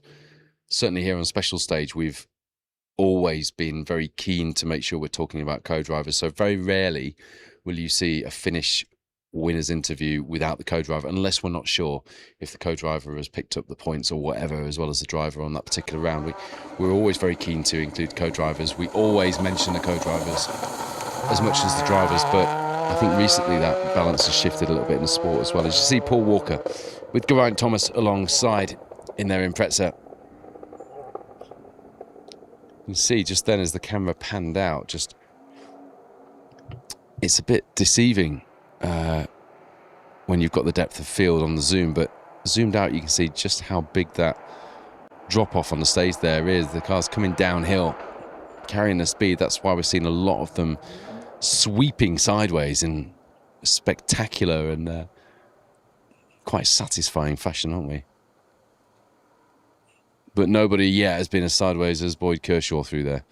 I think the Flying Kiwi should be rebranded into the Sideways Kiwi following his exploits.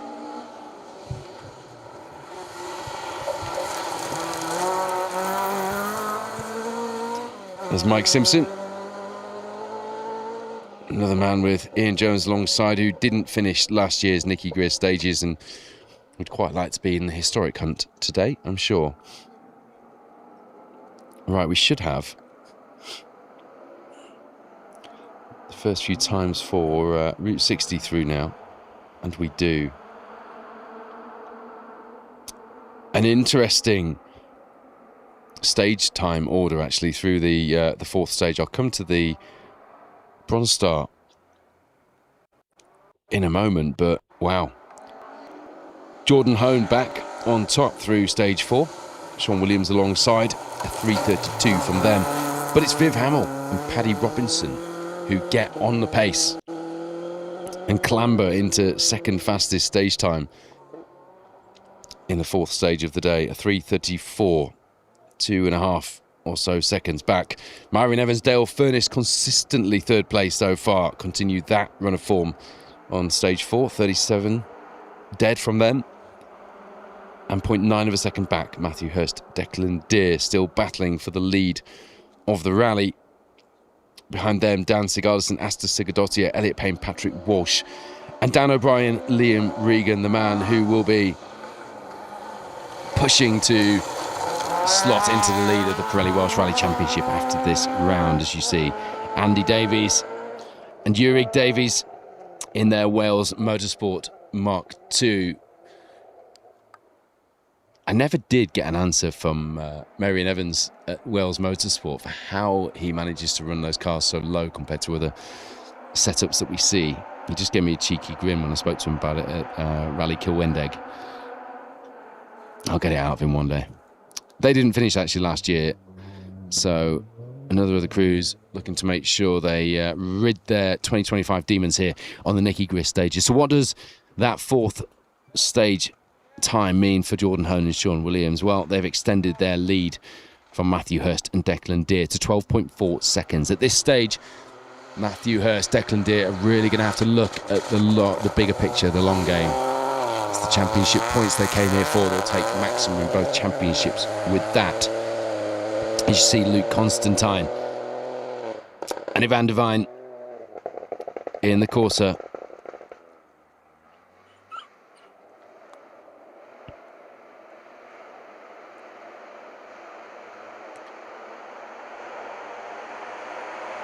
So Matthew Hurst, Declan Deer, second at the moment, leading the point-scoring crews in both the BTRDA and Welsh. And then Myron Evans, Dale Furness in third overall. Just under 5 seconds further back down the road. Elliot Payne, Patrick Walsh, fourth overall, another 8 seconds further back from the Toyota. Dan Sigurdarsson, Asta Sigurdottir in fifth, but moving up to sixth after that stonking second fastest time through stage 4. Good word, stonking, by the way. Viv Hamill, Paddy Robinson in the Fabia RS.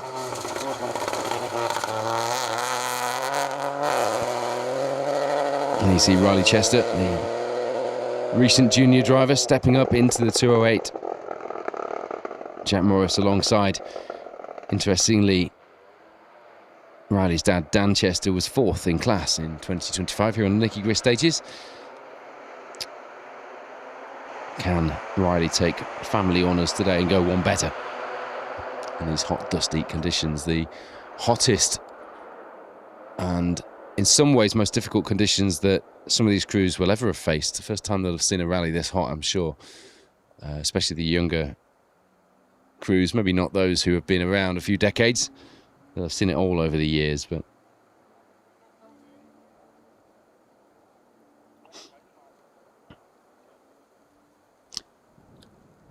Dylan Fowler-Bishop and Emma Clark continue to trade fastest times with Nige Jenkins and Kaz Jenkins. It was the reigning champion, the Microman, soon to be Fiesta Rally 4 man, who led the way through Route 60 in stage 4. A 4:16.9, a shade under 3 seconds ahead of Nige Jenkins, Kaz Jenkins. So at the moment, Dylan Fowler-Bishop, Emma Clark lead the charge. The leading restruct junior driver in the Pirelli Welsh Rally Championship. But I suppose, crucially for them, as far as the BTRDA is concerned, they come here second in the Bronze Star, having taken overall Bronze Star honours in the 2025 edition of the Nicky Grist stages. So if things stay like that, that will be fairly decisive for that championship leaderboard. Luke Watts comes here as Bronze Star championship leader in the BTRDA. What was he? 5th fastest through stage 4 of the 1400s.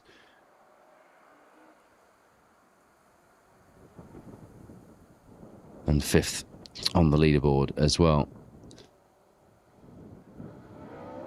Dale Glover, David Smalley are having a good day so far. 3rd fastest on stage 4 and 3rd on the leaderboard as well. Same for Ed James, Kevin Lane. Good day from them. Solid. We saw a bit more of a charge from them in the early stages there, didn't we? Compared to that one.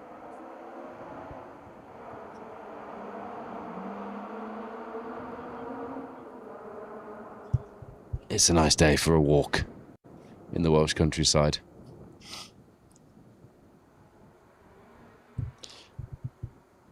Wow. Giles Armitage, Josh Rhodes having a decent enough day as well. A couple of positions back from Ed James, Kevin Lane, but moving up the 1400 leaderboard.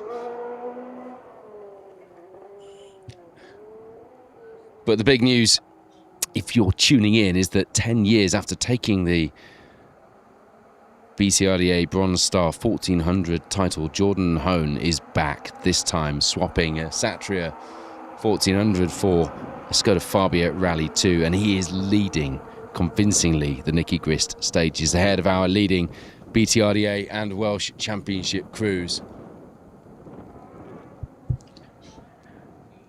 The Irishman has been very, very impressive. Not much on the CV for this season so far either. 2 Irish gravel rallies, but he was the Northern Irish Gravel Rally Champion in 2025.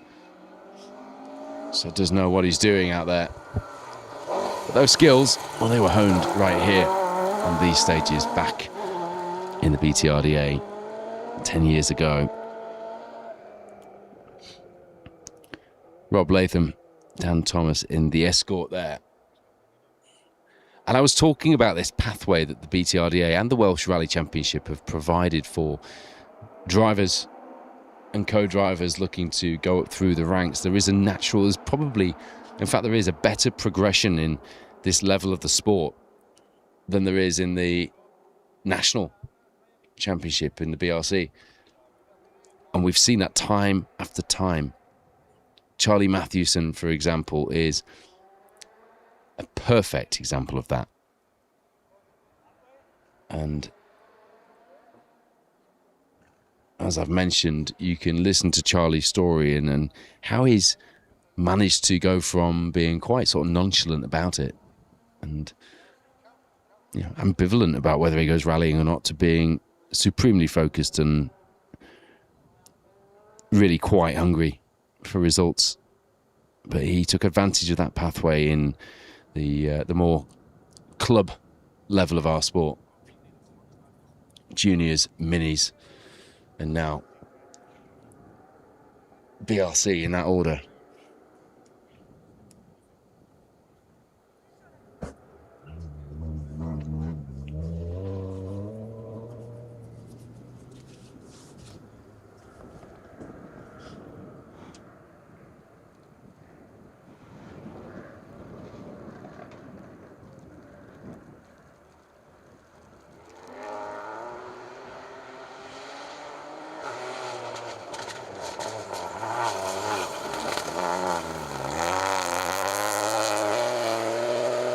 I don't think we saw George Thomas come through earlier, did we?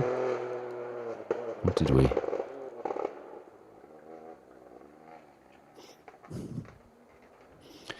No, we didn't. Didn't start stage one. Absolutely gutted for the pair. Mark Ammons was ever so excited as well to be starting this one alongside George Thomas in their lovely little Nova, 16 years after his last outing. George's last time on gravel was 2010, and they didn't start the first stage. Not sure what the story is there, but I'm absolutely gutted for you both.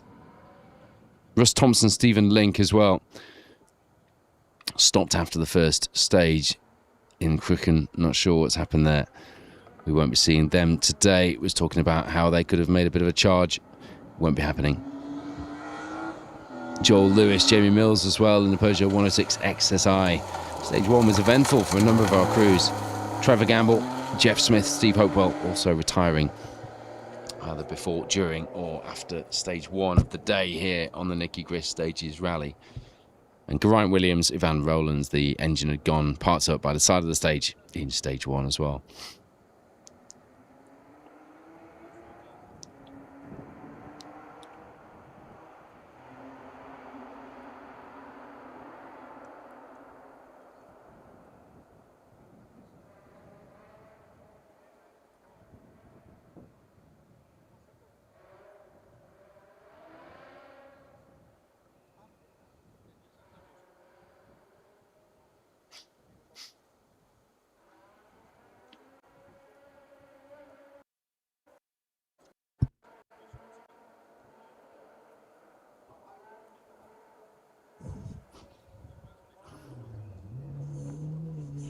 James Giddings then, Aled Davies have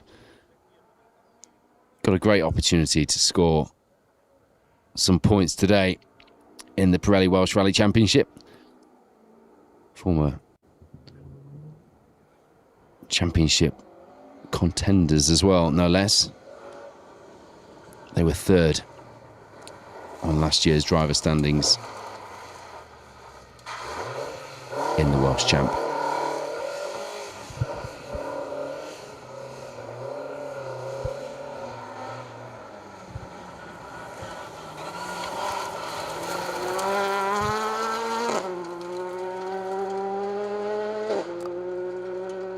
Bit of an issue there for Dave Hopkins and Siobhan Pugh in the Mark 1. Not sure what's gone on there. Dave swapping from Andrew Wise for this event.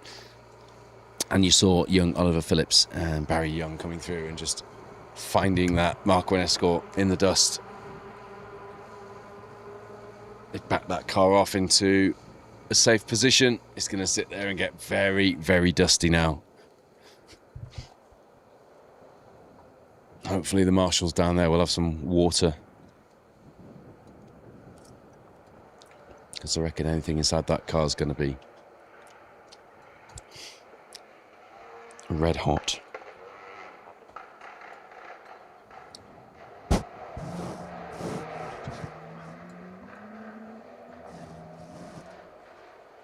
It looks perhaps like the heat has got to the crew, actually.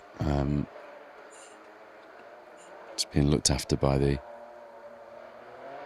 marshals.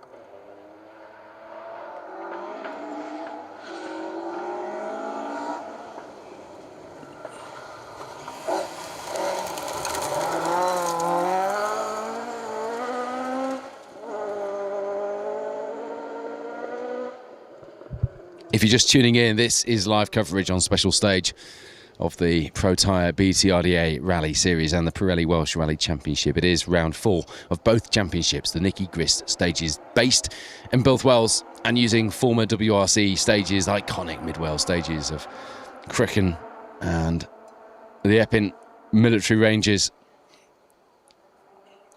One of the most highly anticipated rallies on the calendar, the profile of Nicky Grist with his name above the door, of course, and someone who, along with a number of other big names this year, I've seen rally fans getting photos with in service, which is always good to see. Tom Constantine, Tony Walker then came third in their class in that little Opel Adam on the 2025 Nicky Grist stages. If you do see Nicky, by the way, knocking about in both Wales today, do say hi. He's always happy to chat, and his stories, well, they are legendary. You know, the Juha Kankinen days, the Colin McRae days. He's really happy to tell stories, and never happier than when he's with the fans. So I saw young Mabel Hughes getting a photo with him last night in the service area at the rugby club in Bilth. John Buffum, John Millington, Richard Goff, there's a Phil Mills, there's a crop of stars in our midst in Wales this weekend, isn't there? Just another reminder, if you are out spectating either this morning, right now, or if you're heading back out this afternoon, please follow the marshal's instructions. Go to where the organisers have set up spaces for spectators and do not enter prohibited areas. If you do that, you risk us losing the stages. It's why we've got some fairly big gaps in this running order in the second stage, because the first stage had to be stopped for a while due to issues with spectators stood at junction 3, and I've had a warning from the organisers directly to say if anybody moves back to junction 3 in stage 1 into that prohibited area, then we risk losing the stage altogether. Let's just not go there.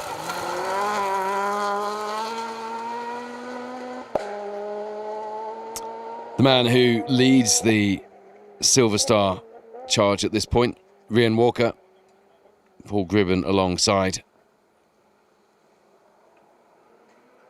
One of a number of Opel Adams here today. And that is the one that leads one of the top rally championships in the UK, the BTRDA Silver Star, ahead of Steve Corky Ward.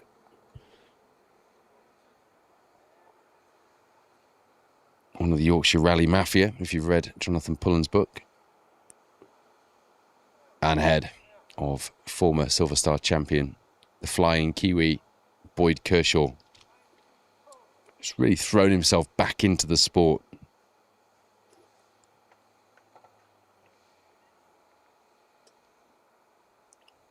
Took a bit of time out. I miss those days of Boyd with Brian Hull alongside, co-driving in that flying Kiwi Escort. It was white in those days.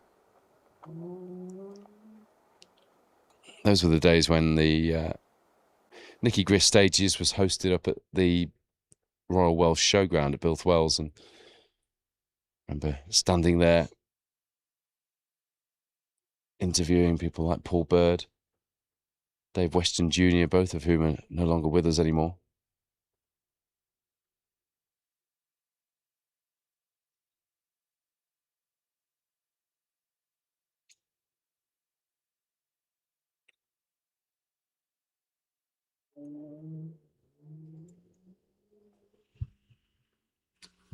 You can just see there the tracker showing plenty of cars and the delays from stage one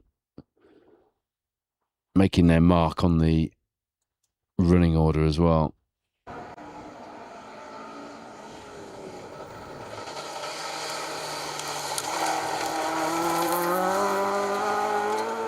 Nick Dobson, this time with no Steve Pugh, but Phil Sandham alongside. Steve's in with Mark Tugwell this weekend, I think, isn't he?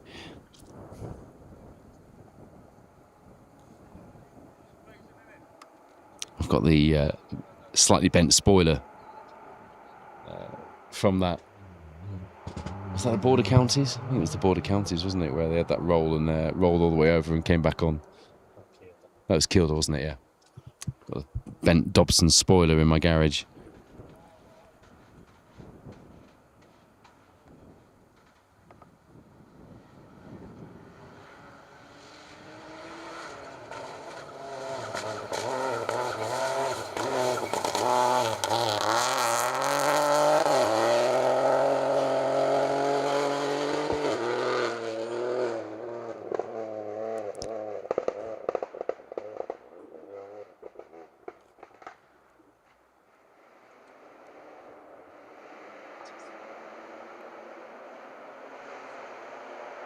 Number of the crew is running out of order, so if you are looking at your entry list and you're seeing Opel Mantas and we haven't seen them yet in the dust, don't worry. I've checked. They're not on the retirements list. Got David Dobson's and Gareth Hooper's as well. Mantas to look forward to. I can't tell you how warm it is here. You'll know.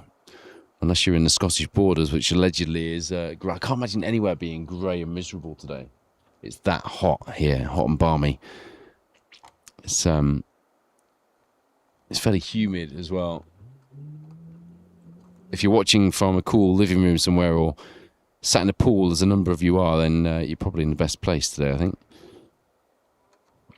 But I am not complaining because it's like being on holiday, this.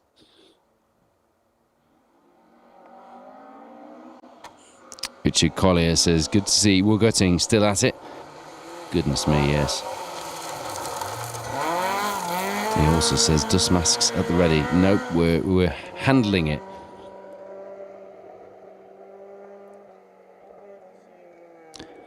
Mike Stanley says, hello. Hope we're not too dusty and that he's going to be back out on the Grampian with Mike Jenkins co-driving.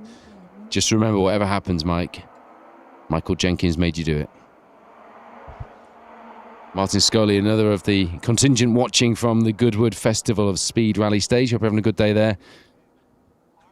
Scott Morris has got it right. He says football only requires one ball. Rallying requires... By the way, don't let Aileen Forrest hear you say this. Siobhan Pugh or any of our other hard-charging ladies in the sport, but rallying requires well, let's just say a bit more than football.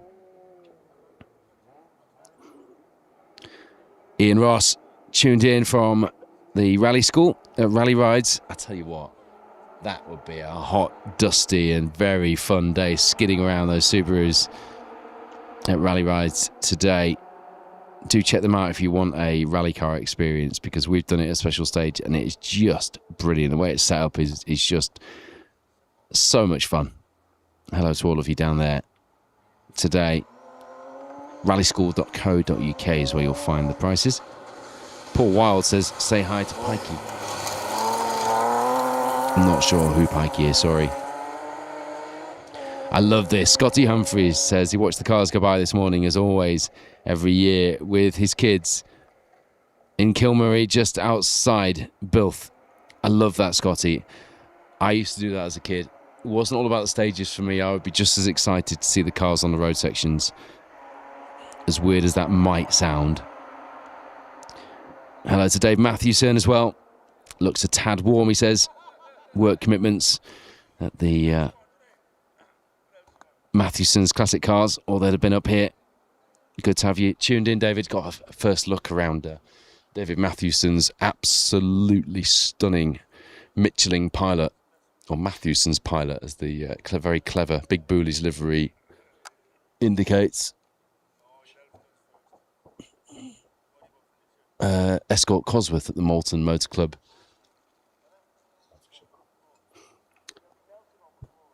Evening last Monday. Really is a nice bit of kit. It's actually perfect, I'll be honest. But he came down to the Old Lodge Hotel, did David, with Jack Matthewson, his lad in tow in the Fiat 131. And then Charlie Matthewson brought his dad Paul's Mark 1. And then Kate, Charlie's younger sister, who's now competing in the juniors, brought her little Skoda Citigo down to complete the Matthewson's lineup. And we're just going to go on to the tracker. The medical crews have been sent into the stage to make sure that Siobhan Pugh is okay. Now, we've seen her out of the car, so I think the crew have pulled over for struggles with the heat, but there's a gap in the stage now while the rescue crews do their thing, so we will be back with you in just a few minutes' time. Chance for us to grab a drink as well, but do stay with us here at the Nicky Grist stages. We'll be back in just a few minutes.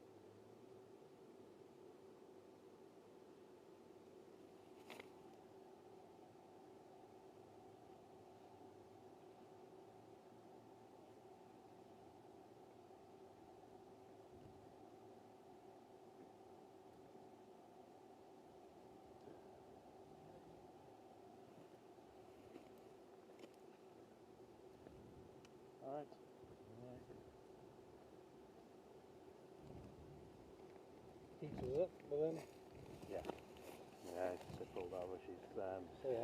She pulled over down there. She's got a bit of heat stroke, I think. oh, it's good. Isn't it?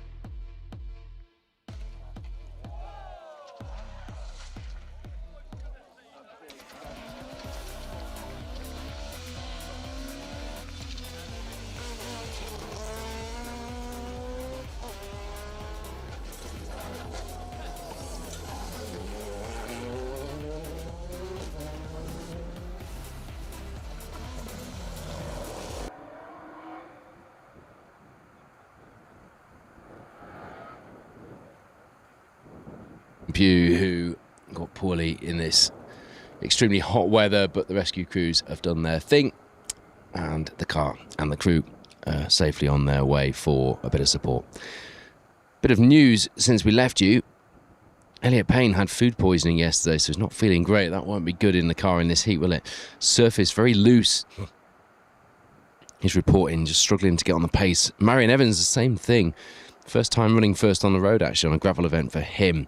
So struggling to find grip, especially coming out of the slower corners in that Yaris Rally 2. Of course, the conditions for everybody will be better this afternoon once the course has been swept, as it were.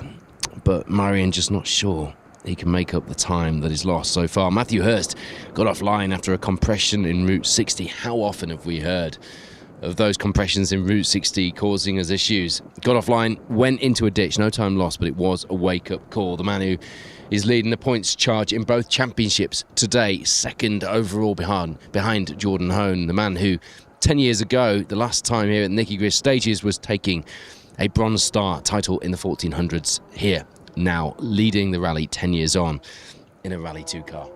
John Greaves, Russell Thompson will be the car opening up the billing for us as we get back underway. Still got a number of our star crews to go.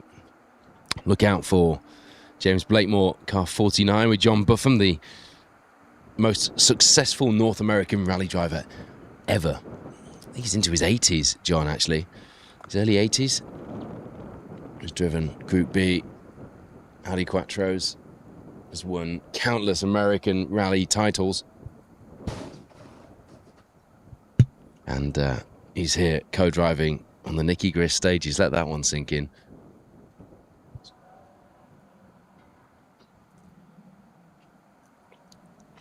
Ricky Evans as well, the two-time Gold Star champion, reunited with his Peugeot 205 GTI.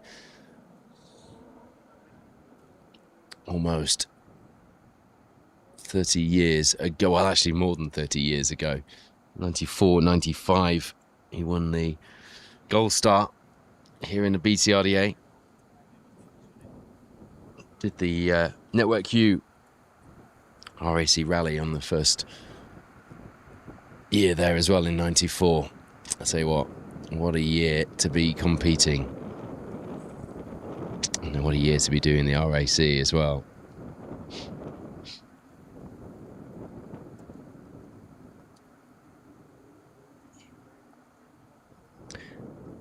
Already mentioned it, but Jordan Hone and Sean Williams lead the way.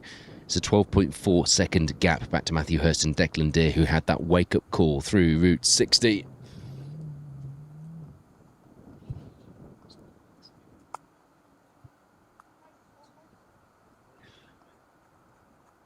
John Greaves, Russell Thompson have stopped actually before getting to our position on the tracker. So, not sure what's happened there, but we'll bring you news if we get it. And there's Chris Gash with Dylan Williams alongside. Just missed out narrowly on a top 10 class result here on this rally last year. Here fighting for both the Protyre BTRDA gravel rally points and the Pirelli Welsh Rally Championship points in that Subaru. Such is the size and the depth of the entry, there's still quite a lot of rally to go, so still plenty of action for you Saturday. Is it morning still? No, it's just into the afternoon, isn't it? Still plenty of action for you though here. Let us know where you're watching from, and we'll join you on some of the live streams in a short while. Although Jordan Hone, the Irishman, is leading the rally overall, he's not registered for either championship points, so the crucial position at the moment is that best of the rest position. The runner-up spot, Matthew Hurst, Declan Deere. It was Marion Evans and Dale Furness in the runner-up spot in 2025. They currently find themselves third overall. Elliot Payne, Patrick Walsh with that food poisoning for Elliot yesterday, just struggling a little bit for grip. Surface very loose.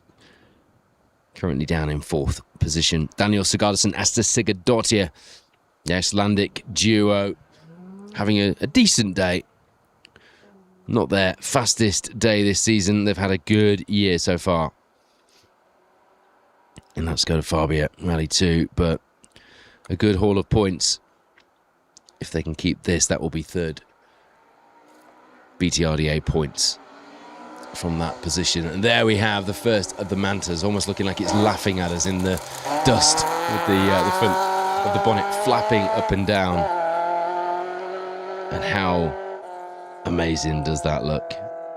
David Dobson with Graham Wild alongside comes here in a top 10 position, 9th in the Silver Star in that Opel Manta.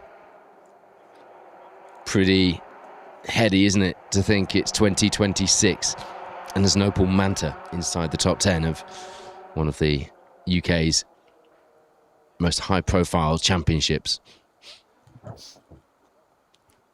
Some things are permanent. Class. Being able to ride a bike. Opel Mantas looking epic on a rally stage. Those things never change.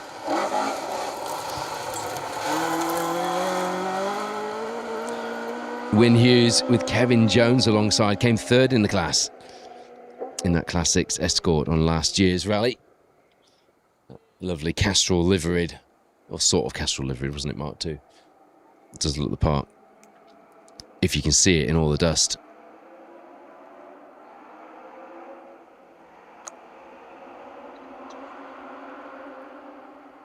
We did have camera 2 back up and running during the gap, but the camera has suffered heat exhaustion again, so we'll try and get that back online for stage 8 later. We're just trying to work out our plans, actually, because the timing's obviously been pushed a bit, so we've got a very limited window in which to get to our next stage location, and that window is decreasing all the time. Our plan is to bring you the final stage of the day, and it's lucky that we planned the final stage because it's about the only one we could possibly get to now after this one. And we will still bring you that if we can, but just bear with us because big gap in the stage. And we're trapped in this stage as well until the course closer comes through. Does mean that producer Wayne is having to do some frantic maths as we speak.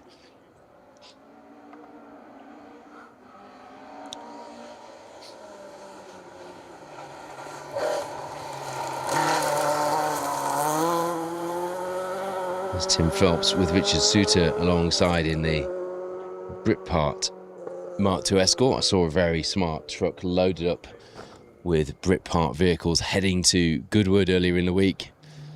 A naughty looking Discovery on the back there, a couple of Tomcats and various other Britpart projects, which will be, as we speak, entertaining the crowds in the Comp Safari area of the show. I think we should probably call it a bivouac, shouldn't we?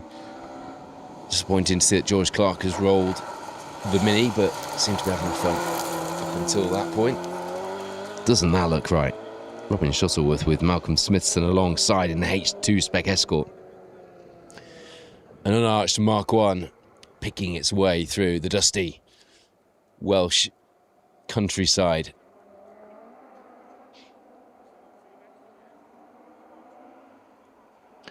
Steve Pugh, who would normally be in with one of the Dobson brothers, is currently heading our way with Mark Tugwell in there, Mark 1 as well.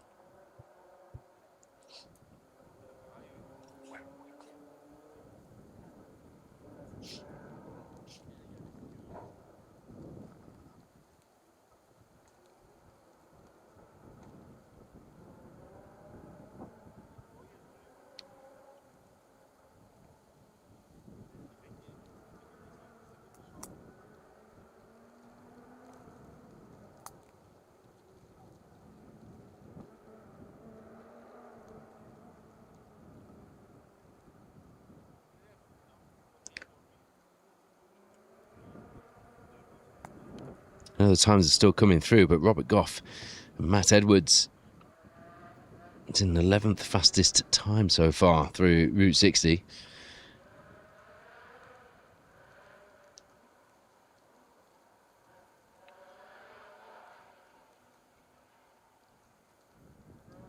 In fact, they were just ahead of Nick Elliott and Dave Price in the Fiesta R5. I know a few of you were looking forward to seeing how Nick Elliott went, switching from the historic Fiat 131 to the Fiesta R5.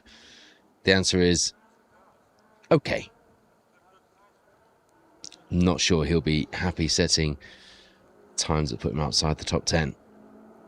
But he's getting used to a whole different kettle of fish in that Fiesta R5 compared to the historic car, of course.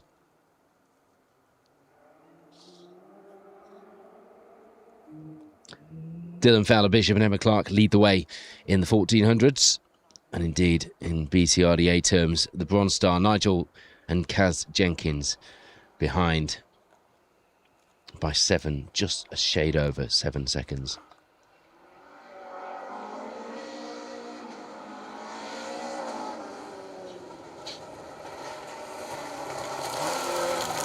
Those two are a fair way ahead of the rest of the chasing 1400 pack as well.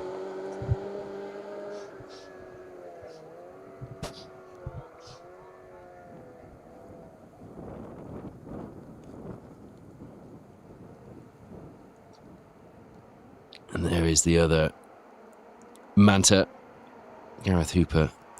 Lewis Hooper alongside, who won his class and the R2 Rally Cup here on the Nicky Grist stages in 2025. Quick shout out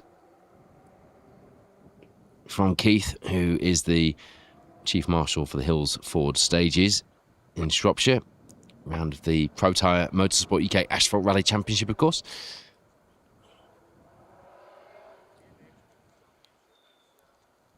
Oh, Keith isn't the Chief Marshal, but he's put a request out for marshals for the Hills Ford stages. Luke is the Chief Marshal, and you'll see a video from him on the Rally Club social media shortly. But yeah, the Hills Ford stages calling out for marshals after all of the drama and the, well, people sensationalising a few complaints from the residents. The ruling went ahead and the local council are backing the rally, and we're all looking forward to being there and transforming the fortunes of local businesses and hospitality venues for the weekend. If you do fancy marshalling, head to their social media. And of course, if you haven't got your entry in yet, make sure you get that in as well. The entry's opened this week for the Hills Ford stages, moving to its new base in Shropshire.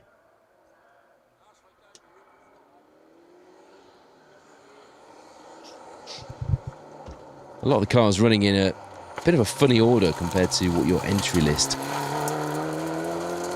will say. So don't worry if you're waiting for a particular crew and they haven't been through yet. They're not showing on the retirements list. Chances are they're waiting in the queue for the stage. Although, for John Greaves and Russell Thompson in the H8 Historic Escort, they'll be going no further. Car 100 is stopped in the stage. Remember, if you're out there today, it is a dry, dusty, sweaty day. It's really important you stay hydrated. If you are heading out, make sure you've got plenty of water.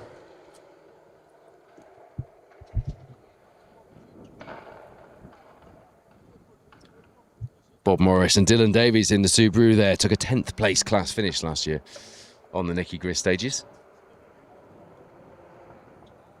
As soon as a few more times drop through from this stage, I will give you a full roundup.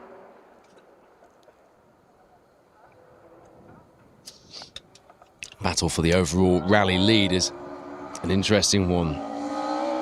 Jordan Hone last did these stages in a 1400 Proton Satria. Here he is leading in a Rally 2 car ahead of some of the fastest rally drivers the UK has to offer. Peter Hinton, Oliver Boynton alongside. Top 20, a solid top 20 for them. I think they were 14th historic on last year's Nicky Grist stages, picking their way through the dust, which just clearing enough, isn't it, between the cars, but it does seem to be hanging in the air. There's very little breeze out there. It is warm. it feels like we're on holiday. We're just a bit more dusty than if we were on holiday.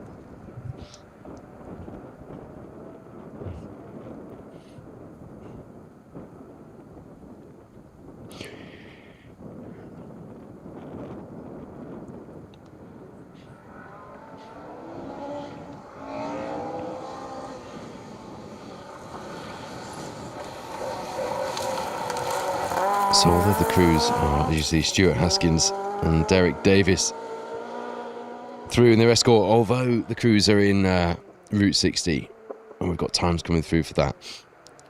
Let's have a look at what the times are looking like here in the second stage of the day. Interestingly, Rhian Walker, Paul Gribben in the Opel Adam R2 is showing as putting a... yeah, I'm not sure that's right. They're showing as putting a time 36 seconds faster than Jordan Hone at the head of the field in that little Opel Adam R2. I mean, I know Rhian is leading the Silver Star, but I think that is a little bit far-fetched. Lee Robinson, Mark Morgan as well, showing a 7:07.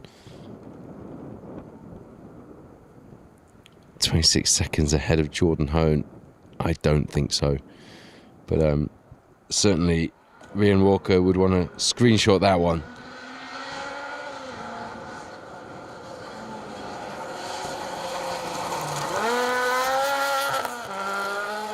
Currently showing as leading the rally overall with Paul Gribben alongside in the Opel Adam R2. That would be a turnout for the books, wouldn't it? That was Michael Jenkins, Martin Haggett alongside for this weekend. Interestingly, another of our crews in the mix for the Silver Star leaderboard at the moment, coming here 5th in the points.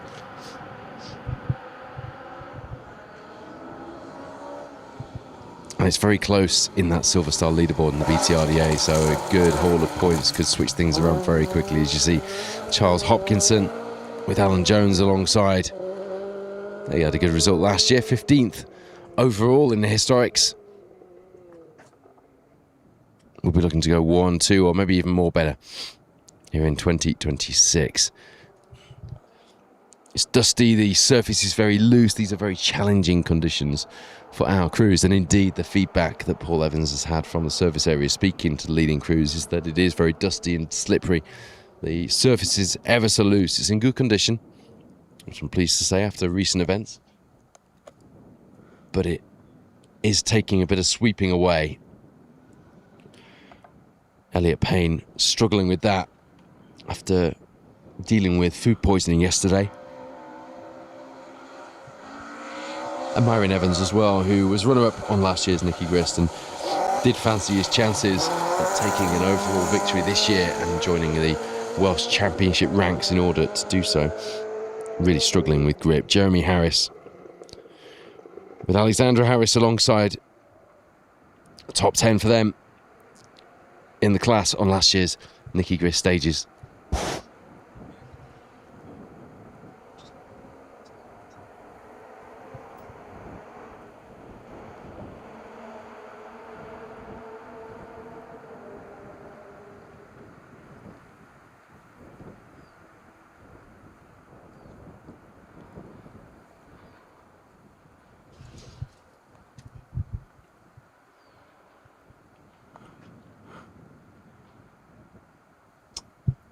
Going back to the results from the 4th stage. It won't be long before the crews are into stage 5, will it?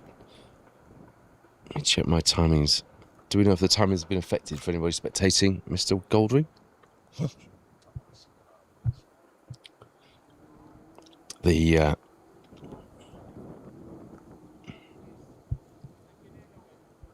second loop due to start with the Crooken Monument stage at 3 minutes past 1 this afternoon. The crews will be making their way there as we speak. We're due to be live in Route 60 just after 2 o'clock this afternoon.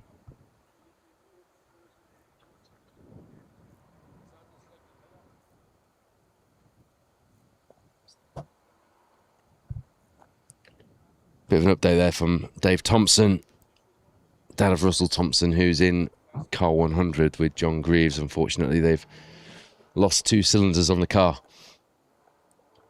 Stopping by the side of the road, about half a mile from our position here, 2/3 of the way into this 7.4 mile Bosley stage.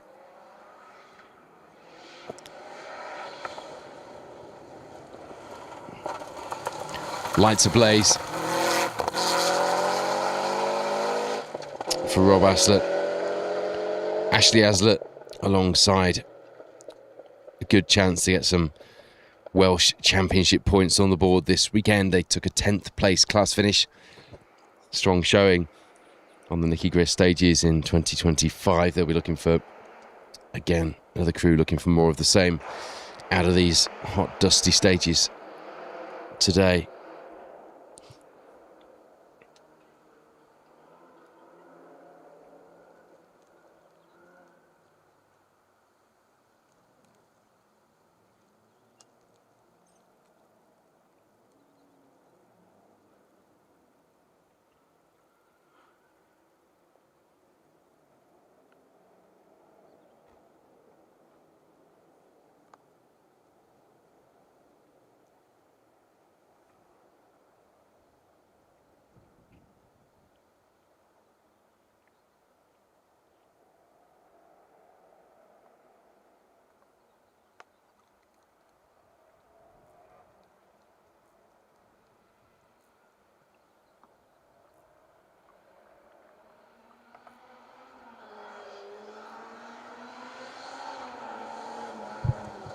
Hello to Tony Shields, keeping cool in Brighouse in West Yorkshire.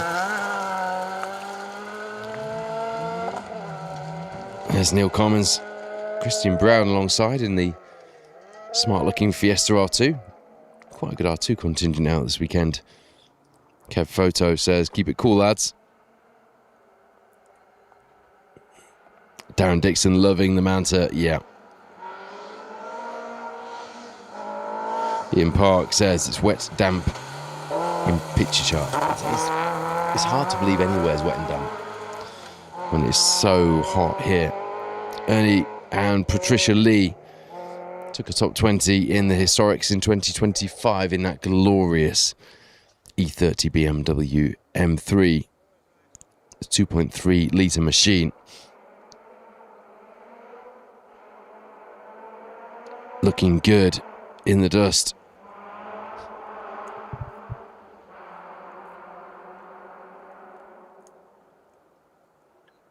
We're going to keep this live coverage from stage 2 going as long as we possibly can. I don't think we can do anything about getting out of here anyway and hot-footing it to our next location, but we're getting close to the point where that would need to be done. So do bear with us. The plan is to have everybody live through this stage. We'll keep you posted.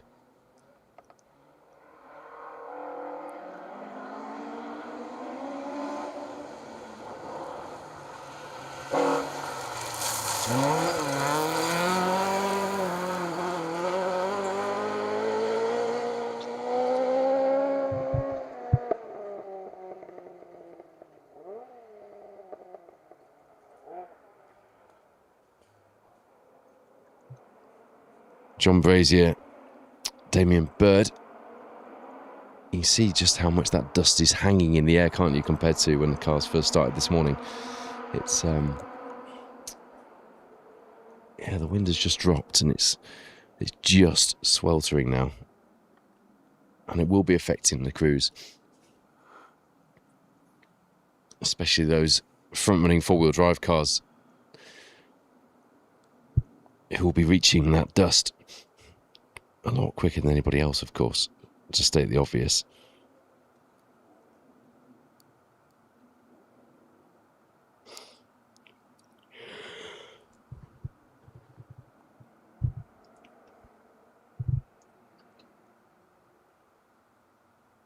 Number of notable retirements so far today. I'll bring you up to date on those shortly, but it's been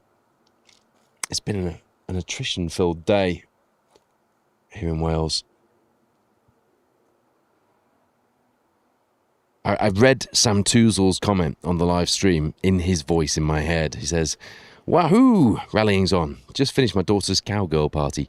Come on, Sam. It was your cowgirl party, really. Sam Toozle, the reigning asphalt rally champion, mixing rallying with birthday parties. That's a good Saturday, isn't it? Let us know what you're doing, where you're watching from. I'm amazed to think that it is still damp in some parts of the world. It just doesn't feel like it should be.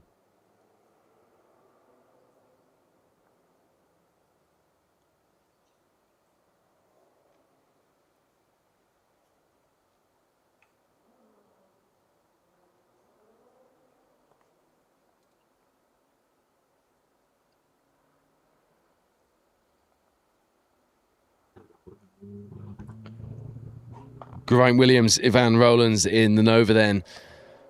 Gutted for them and gutted for us as well. That battle we're not going to see in the 1400s for them. We were looking forward to that as well. Christopher Skinner, Mark Williams there, being chased down by, is that Jeff Cottrell? It is.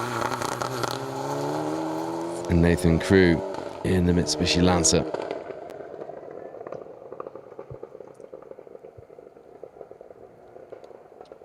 George Thomas, Mark Ammons, 16 years after his last rally in the Little Red Nova, didn't even manage to start the first stage of the day. I'm absolutely grotesquely upset for you both. But here's a sight that we've been looking forward to see. That man, Ricky Evans, is back. 32 years after he first took a Gold Star title in that Peugeot 205 GTI.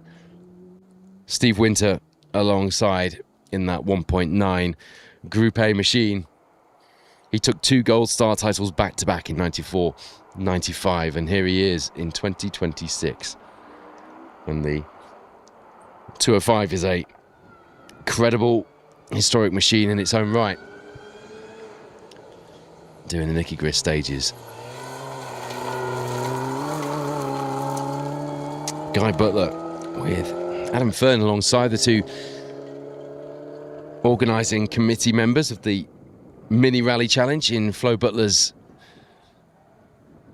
Is that Flo Butler's car? That's Guy's car, isn't it? Yeah. No, in Guy's brightly liveried R50 Mini Cooper. This is the car that I saw in Built Wells last night, Tim Green. Just parked up on the street in that Subaru. It looked ace. Jordan joins alongside. The red mud flaps on the back of that Subaru looked humongous, sat there parked among the mundane, and it is mundane, isn't it, modern traffic at the back end of Built Wells. Presumably outside the hotel where the team are staying. Love to see rally cars parked on the street.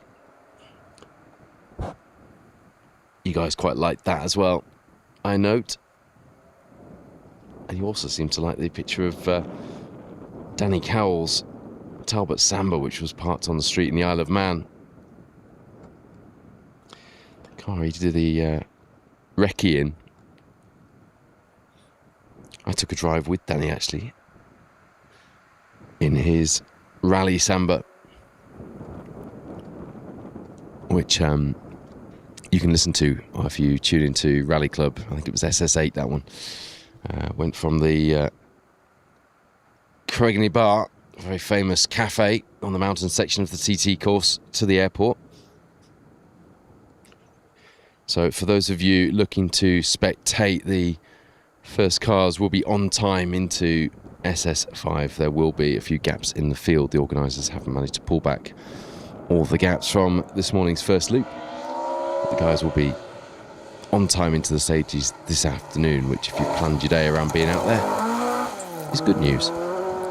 Not good news for us, because we've got less time than we even had to begin with to get to our final location the phone comes back out and the maths begins for Wayne Goldwyn. Can we get there in time? Malcolm Atherton, Jamie Atherton there in their 2.3 litre Escort.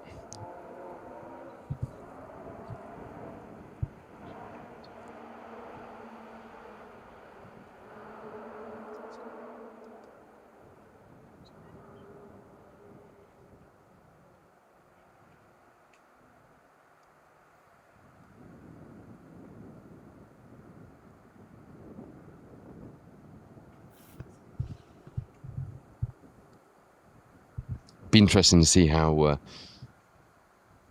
Ricky Evans gets on against the current crop of historic drivers here in the BTRDA and Welsh Championships, won't it?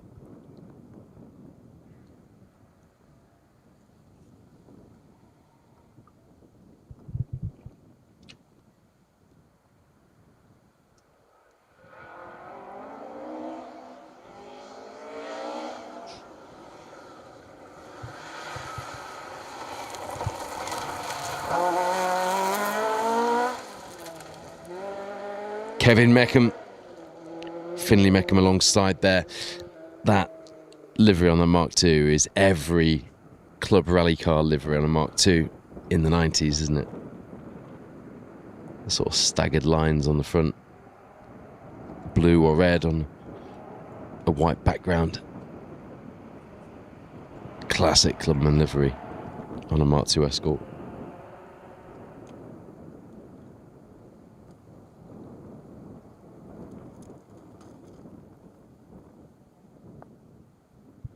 Jordan Hones, Sean Williams lead overall then. Matthew Hurst, Declan Deer 12.4 seconds behind, but crucially for them, leading the points charge in both the BTRDA and the Welsh Championships. Marion Evans, Dale Furness, desperately trying not to be runner-up this time out after 2025. At the moment, they're succeeding in that, but not the way they'd like to. They're in third. Not sure they can make the time up, due to having to sweep the road this morning, and it is loose out there. I've heard that from a number of drivers. That's Jeremy Wells, Paul Rumery in the Welsh Championship registered Escort.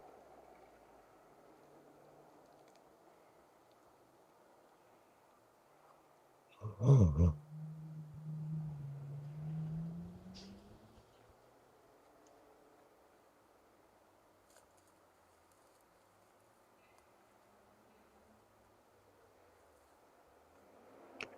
41.42 miles in total, the stage mileage today. 4 stages in each loop. Starts in Crooken, in Monument, goes to Bolsey, where you can see we are now. In just one moment, there's Ross Clements, Christopher Lear in one of the EJM Prep cars in that lovely V6 Sierra XR 4x4, I think it is. Didn't finish last year's Nicky Grist stages, so that is his aim today. Yeah, from here the crews head to halfway and to Route 60, which is where Matthew Hurst and Declan Deer had their almighty wake-up call going off the stage at high speed during a compression into a ditch, but luckily for them, getting back out. It's not always that lucky. I was talking to Ben Jemison on the Rally Club podcast recently about his excursion, which looked like it was all going to plan until it wasn't. Going in the ditch, looking like he was going to come back out, and then he hit something in the ditch which gives a tree stump, and it just flattened the shell. It's taken a lot of work to get that car back up, but you will see it shortly. Neil Commons, Christian Brown there.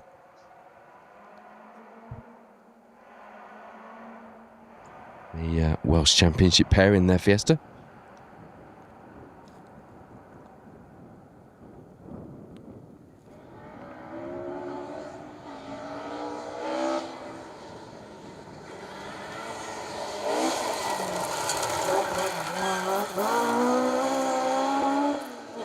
Barry Hughes, Stuart Borden were going well through there, weren't they? Still, nobody's been as sideways as Boyd Kershaw, the Flying Kiwi. Have they absolutely sent it through here? That dust, as I've mentioned, just really hanging in the air now, isn't it?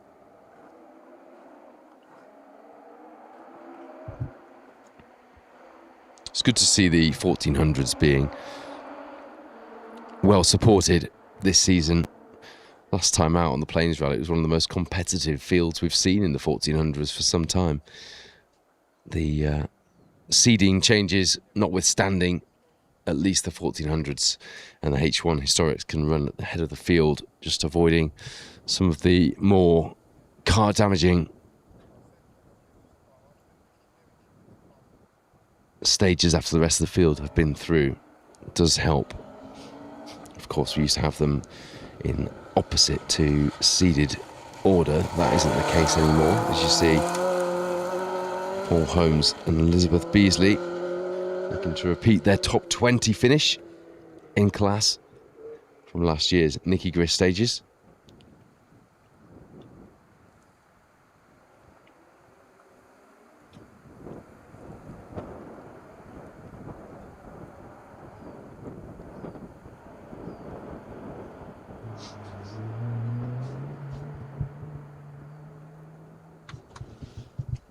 It's honestly like watching some of the old rally videos of the Acropolis, watching the dust just spiral around behind the rally cars as they come through the stage.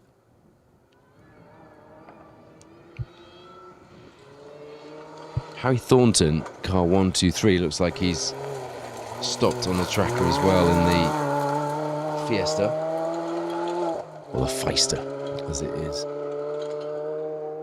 written on the entry list.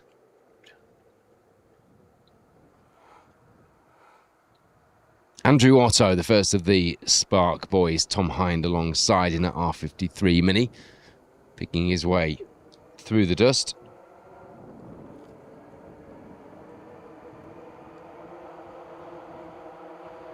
We should have another Mini up next as well.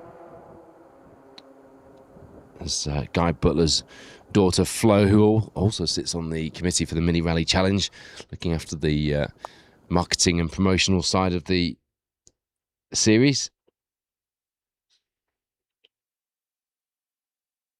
You can't miss her Mini.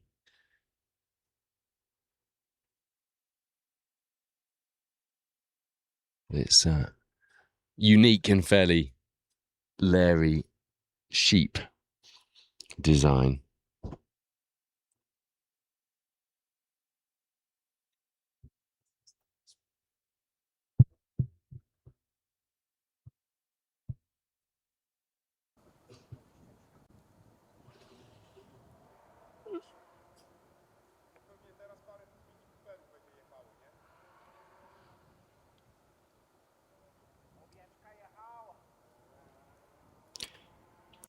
A reminder, please, if you are planning on spectating in Stage 1 in Crooken this afternoon, please do not stand in the prohibited areas. They're not put there for fun. The stage was stopped earlier, which was the reason for some of the delays in the field. Those delays will continue into the afternoon due to a minority of people who thought it was okay to go back to prohibited areas after being asked not to.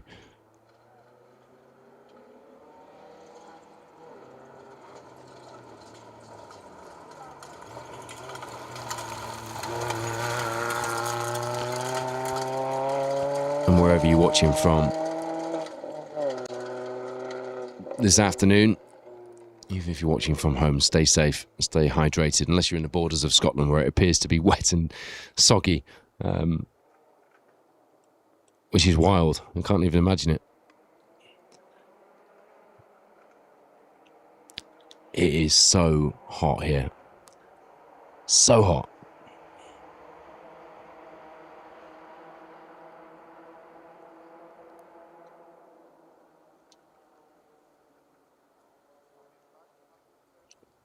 Plenty of chat going on the YouTube coverage at the moment.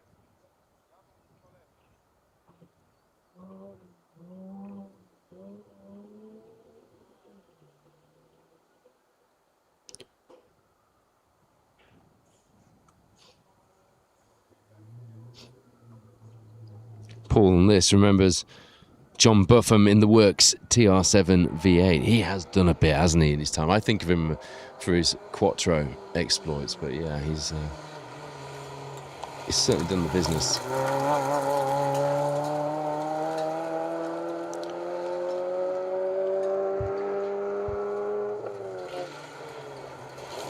We saw Flo Butler and Reese Griffin through the stage in their R50 Mini. And there is Jodie Bevington, Aaron Bevington alongside in their R50 as well. The R50 naturally aspirated category of the Mini Rally Challenge, providing a perfect step up from the juniors. And this year running on different tyres. MRF's still in the gravel championship, but actually Davanti track tyres for the asphalt events. Last year it was the Toyo R888s, and I've driven on those and they're interesting when it gets wet, that is for sure. They're okay though, but I'm looking forward to trying some of the Davantis. Slick tyres. Andy Knotts, company over in South Yorkshire, official distributor for Davanti, and working hard to support the championship.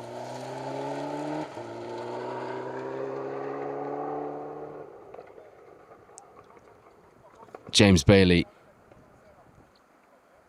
with Ian Beaumont there in the Evo 9.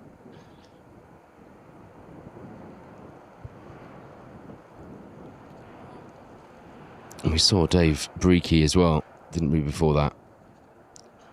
Bob Wiggins alongside. If you are just tuning in, plenty more action this afternoon from both the Protyre BTRDA Rally Series and the Pirelli Welsh Rally Championship.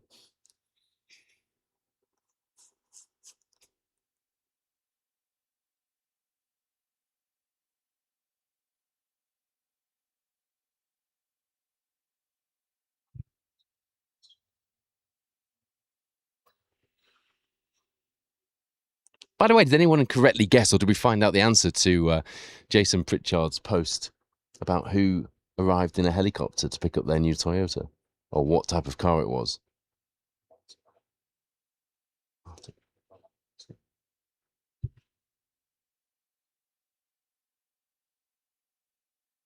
Okay, producer Wayne thinks it was Marty McCormack picking up his Yaris GR. How did he get it home? Thunderbird style underneath the helicopter. Picked it up and floated his brand new Yaris GR home. That'd be interesting, wouldn't it?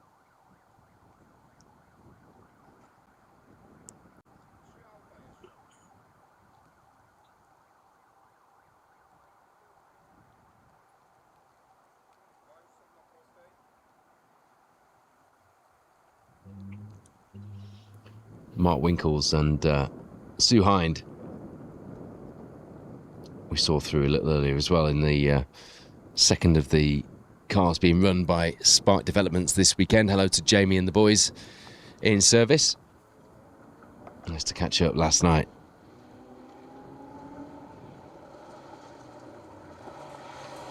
Last few cars due through the stage.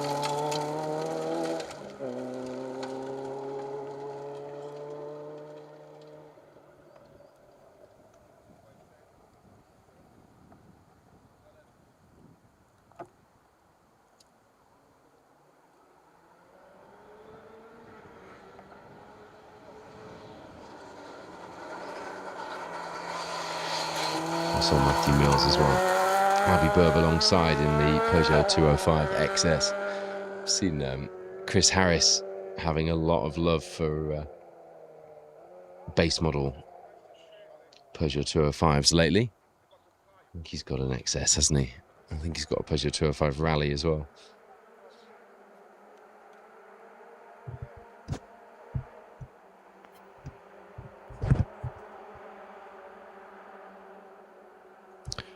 And you saw Oscar Lowry as well in the EDSL Sport Fiesta. Mark Broadbent alongside.